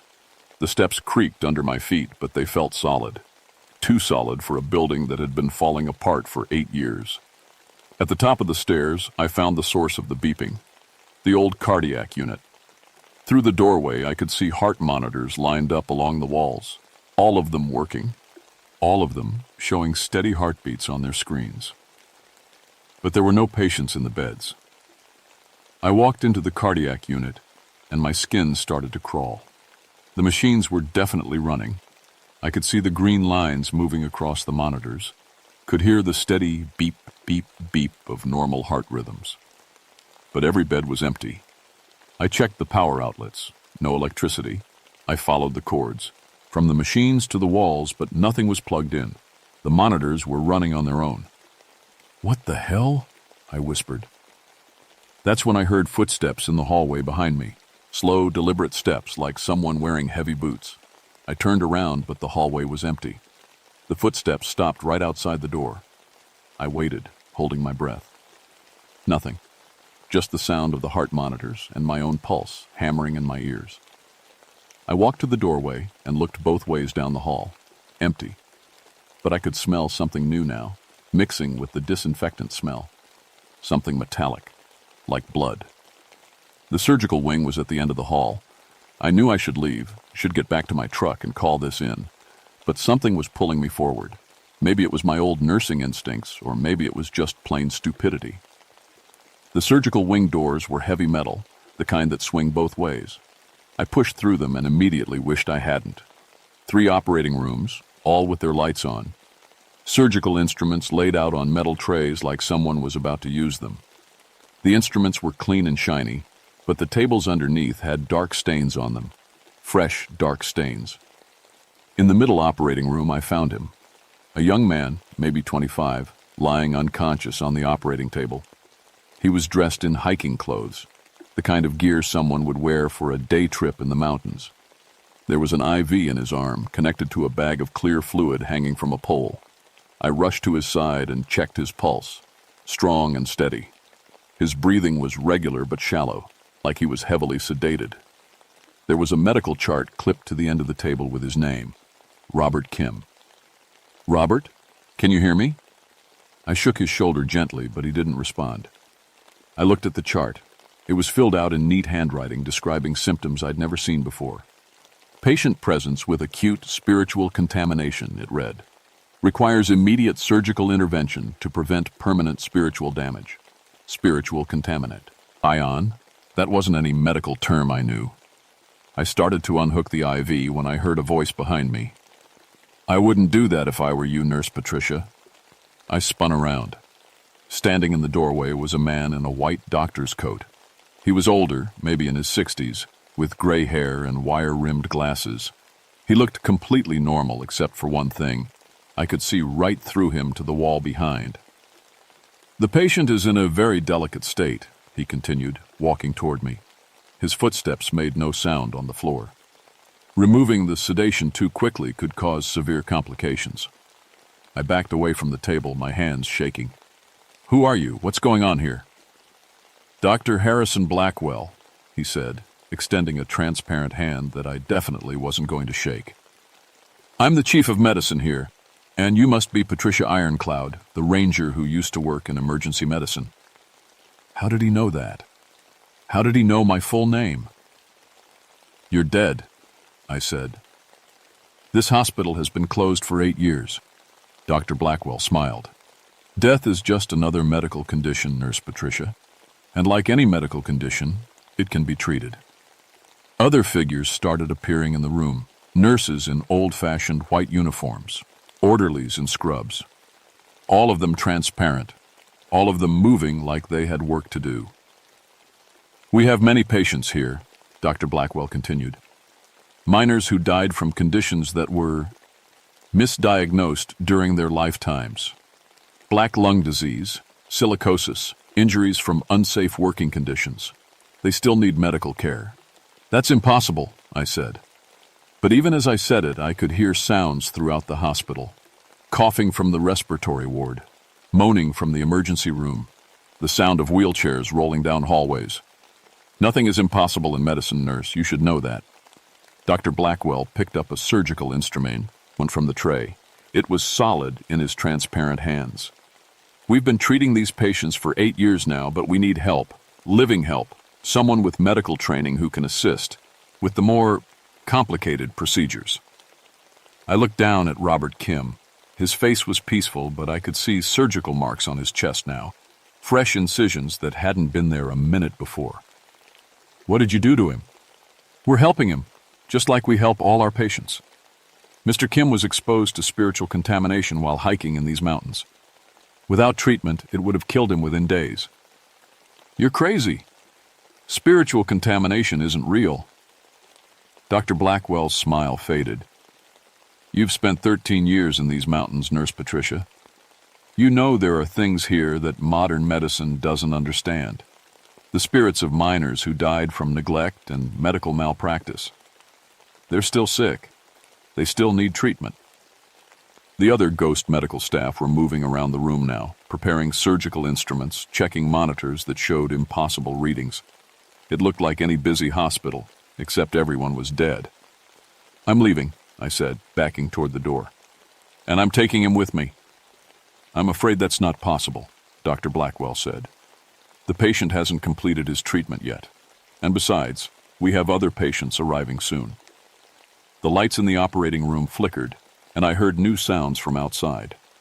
Sirens. Getting closer. But there were no roads for emergency vehicles up here, and no way for them to get through the snow. The sirens were coming from inside the hospital. I ran. Left Robert Kim on that table and ran straight for the staircase.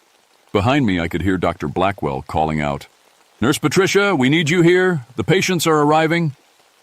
The sirens were getting louder, echoing through the empty hallways like they were coming from the walls themselves.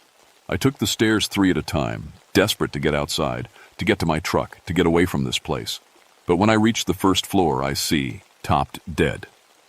The lobby wasn't empty anymore. Hospital gurneys were lined up in rows, each one carrying a patient. Some were clearly miners. I could tell from their clothes and the coal dust that seemed permanently worked into their skin. Others looked like hikers wearing modern outdoor gear. All of them were unconscious, all hooked up to IVs and monitors. Ghost nurses moved between the gurneys, checking charts, adjusting equipment. They worked efficiently, like this was just another busy day at the hospital. I recognized one of the patients, Sarah Chen, a hiker who had gone missing 3 weeks ago. The search and rescue teams had looked for her for days before giving up. Now she was here, lying on a gurney with surgical marks on her arms. "Sarah?" I knelt beside her gurney and shook her shoulder. She didn't respond, but I could see her chest rising and falling steadily. "She's receiving treatment for acute exposure to mining trauma," said a voice beside me.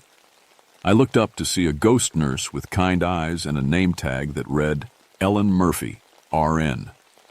Mining trauma? She's a hiker, not a miner. "The mountain doesn't make that distinction," Ellen said. "The spirits of the dead miners don't understand the difference between someone who works in the mines and someone who just visits. To them, anyone who enters their territory is at risk." I looked around the lobby at all the patients. "How many people are missing?" 17 so far this winter, Ellen said. "But don't worry, Dr. Blackwell is very good at what he does. Most of them will survive the treatment." Most of them. I stood up and backed away from the gurneys. "This is insane. You're all dead. This hospital has been closed for 8 years. "Time works differently here," Ellen said. "For us, it's still 1978. The day the government investigators came and shut us down. The day Dr. Blackwell..." She paused, looking sad. "The day everything went wrong?" "What happened in 1978? Ellen glanced around nervously, then moved closer to me. Dr. Blackwell was covering up the mining injuries and diseases, making false reports to keep the mining company happy. Hundreds of miners died because they didn't get proper treatment. My blood ran cold. So he was killing people, not on purpose. He thought he was helping the company, helping the economy. But when the federal investigators came, when he realized what he had done..." Ellen's voice dropped to a whisper. "He couldn't live with the guilt. He took his own life right here in the hospital." I looked toward the staircase where I could still hear sounds of medical activity from the upper floors. And now? Now he's trying to make up for it, trying to heal all the people he failed to help when he was alive. But death has changed him. He doesn't understand that his treatments are harming living people. A new sound echoed through the hospital. Footsteps on the stairs, heavy boots, just like I'd heard before. "He's coming," Ellen whispered. "You need to decide, Nurse Patricia. Will you help us save these patients, or will you try to stop us and let them die from spiritual contamination?" The footsteps reached the bottom of the stairs. Dr. Blackwell appeared, no longer the polite doctor from before. His face was twisted with anger, and his transparent form seemed to flicker like a bad TV signal. "Nurse Patricia," he said, his voice echoing strangely, "I need your assistance immediately. We have a medical emergency." Behind him came two ghost orderlies carrying another patient on a gurney. This one was awake, struggling against the straps that held him down. It was Steve Rodriguez, the park medic who had called me this morning. "Pat," Steve shouted when he saw me, "don't let them operate on me. They're not doctors, they're something else." Dr. Blackwell ignored Steve's protests. "The patient is experiencing severe psychological distress from exposure to mining spirits. He needs immediate treatment to prevent permanent mental damage." I could see what they had done to Steve. There were IV marks on both his arms, and his eyes had a glassy, drugged look. But he was fighting it, trying to stay conscious. "This patient requires surgical intervention," Dr. Blackwell continued. "I need a living nurse to assist with the procedure. The spiritual energy of the living is necessary for the more complex treatments." "No," I said, backing toward the front doors.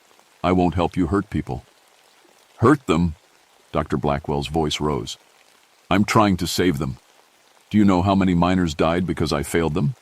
Do you know how many families I destroyed with my cowardice?" The temperature in the lobby dropped suddenly.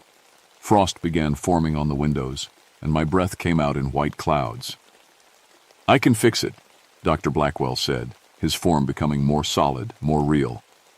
"I can heal the spiritual wounds that I caused. I can cure the diseases that I failed to treat. But I need help from the living world." All the ghost medical staff stopped what they were doing and turned to look at me. Their eyes were pleading, desperate. "Please," Ellen whispered. "We just want to heal people. Isn't that what you wanted to do when you were a nurse?"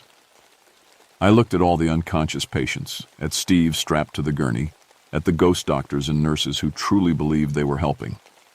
That's when I realized the horrible truth. They weren't evil. They were just wrong. Terribly, dangerously wrong. "I'll help you," I said. Dr. Blackwell's face lit up with relief. "Excellent. We need to begin the surgical procedure immediately. But first, I need to understand what you're really doing here," I continued. "Show me the medical records. Show me the treatments you've been performing." Dr. Blackwell hesitated. "There's no time for that. The patient's condition is deteriorating."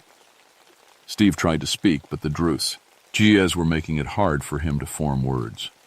"Pat, don't. Trust." "Doctor," I said, using my most professional nurse voice. "In my 13 years of medical experience, I've learned that you can't treat a patient properly without understanding their complete medical history. Show me the records." It was a gamble, but it worked. Dr. Blackwell nodded and gestured for me to follow him to the old nurses' station. The ghost medical staff continued their work, preparing for surgery that I prayed would never happen. The records were kept in filing cabinets that should have been empty. But when Dr. Blackwell opened them, I saw hundreds of patient files, all meticulously maintained. "Here," he said, pulling out a thick folder, "are success stories." I opened the first file. The patient was a miner named Thomas Davies, treated in 1978 for advanced black lung disease. According to the records, Dr. Blackwell had performed something called spiritual lung replacement surgery. The notes described removing Davies' diseased lungs and replacing them with purified spiritual tissue. The file included a photograph of Davies after the surgery. He looked healthy and strong, smiling at the camera. But there was something wrong with the picture. Davies was transparent, just like the medical staff. "Doctor," I said carefully. What happened to Thomas Davies after his surgery? He was cured. Look at the post-operative notes. No more coughing, no more pain, no more difficulty breathing. I flipped through more files. Every single patient showed the same pattern. Successful surgery, complete recovery, and then transparency. They had all died during the procedures. Dr. Blackwell, I said, these patients aren't cured. They're dead. His face went blank. No, that's not correct. Look at the vital signs. All stable, all healthy. Their vital signs are stable because they don't have bodies anymore. You killed them. I healed them, he shouted, and the windows in the lobby shattered. The temperature dropped even more, and ice began forming on the walls. Steve's gurney started rolling toward the elevator, pushed by invisible hands. The other patients' gurneys began moving too, all heading for the surgical floors. You're making the same mistake you made 40 years ago, I said, following Dr. Blackwell as he stormed after the gurneys. You're so focused on treating the disease that you're killing the patients. I'm not making mistakes anymore, he said. I know exactly what I'm doing. I have 40 years of practice. We reached the surgical floor, where the ghost medical staff was preparing multiple operating rooms. Steve had been wheeled into the main OR, where Dr. Blackwell began scrubbing his transparent hands. Doctor, listen to me, I said. You feel guilty about the miners who died, right? You want to make up for the medical malpractice? Of course I do. That's why we're here. But you're not making up for it. You're making it worse. Every person you cure dies just like the miners did. Dr. Blackwell stopped scrubbing his hands. For the first time since I'd met him, he looked uncertain. The miners who died because of your medical malpractice. They're still here, aren't they? Still suffering from the diseases you failed to treat properly? Yes, he whispered. They come to the hospital every night, coughing, choking, begging for help. And you can't really help them, can you? Because they're already dead. The damage is already done. Dr. Blackwell's form began to flicker more rapidly. But I have to try. I have to make it right. You can't make it right by repeating the same mistake. You can't cure death with more death. The other ghost medical staff had stopped their preparations and were listening to our conversation. Ellen Murphy stepped forward.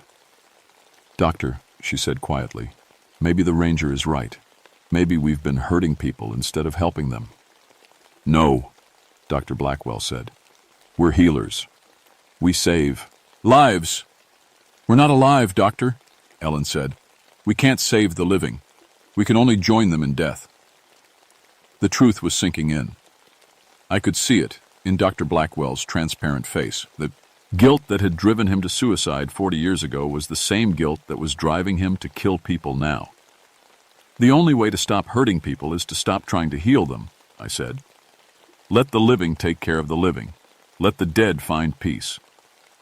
Dr. Blackwell looked at Steve, strapped to the operating table, then at all the other patients throughout the hospital.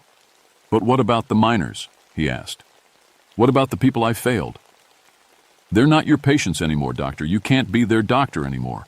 The only thing you can do for them now is let them go. Dr. Blackwell stood there for a long moment, his hands shaking. Then, slowly, he began to remove his surgical gloves. Ellen, he said, please discharge all the living patients. Immediately. The ghost medical staff began moving, removing IVs, unhooking monitors, wheeling gurneys toward the exits. They worked with the same efficiency they had shown before, but now they were working to save lives instead of end them. As they worked, Dr. Blackwell began to fade, not flickering like before, but actually becoming fainter, more transparent. Doctor, Ellen called out. It's time, Ellen. It's time for all of us to go. One by one, the ghost medical staff began to fade as well. They had spent 40 years trying to make up for a mistake that couldn't be fixed. Now, finally, they were ready to let go of the guilt and find peace. I woke up in my truck 6 hours later. Steve was shaking my shoulder, looking worried.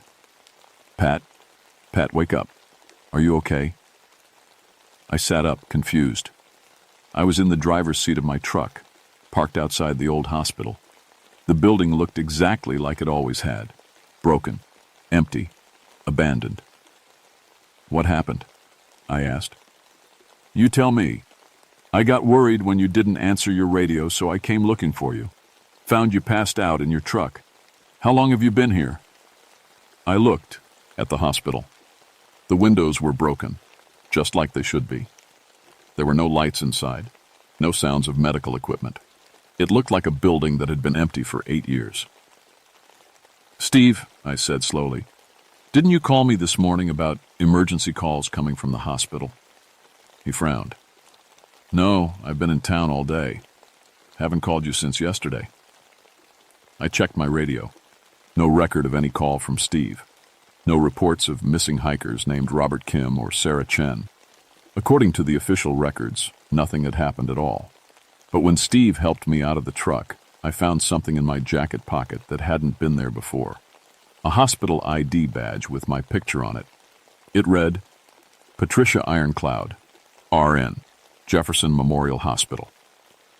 Jefferson Memorial, not Blackwell Company Hospital. I never told anyone what really happened that day. Who would believe it? But I did some research later, and I found out that the official records were wrong about a few things. Dr. Harrison Blackwell didn't commit suicide in 1978.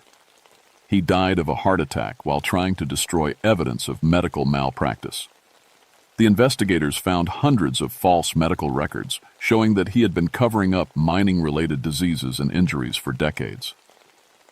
847 miners died because of inadequate medical care during Dr. Blackwell's time as chief of medicine. The hospital was scheduled to be demolished next month, but the county ran out of money. It's still there, still empty, still broken. Mostly empty, anyway. Last week I was driving past the hospital and I saw something that made me stop.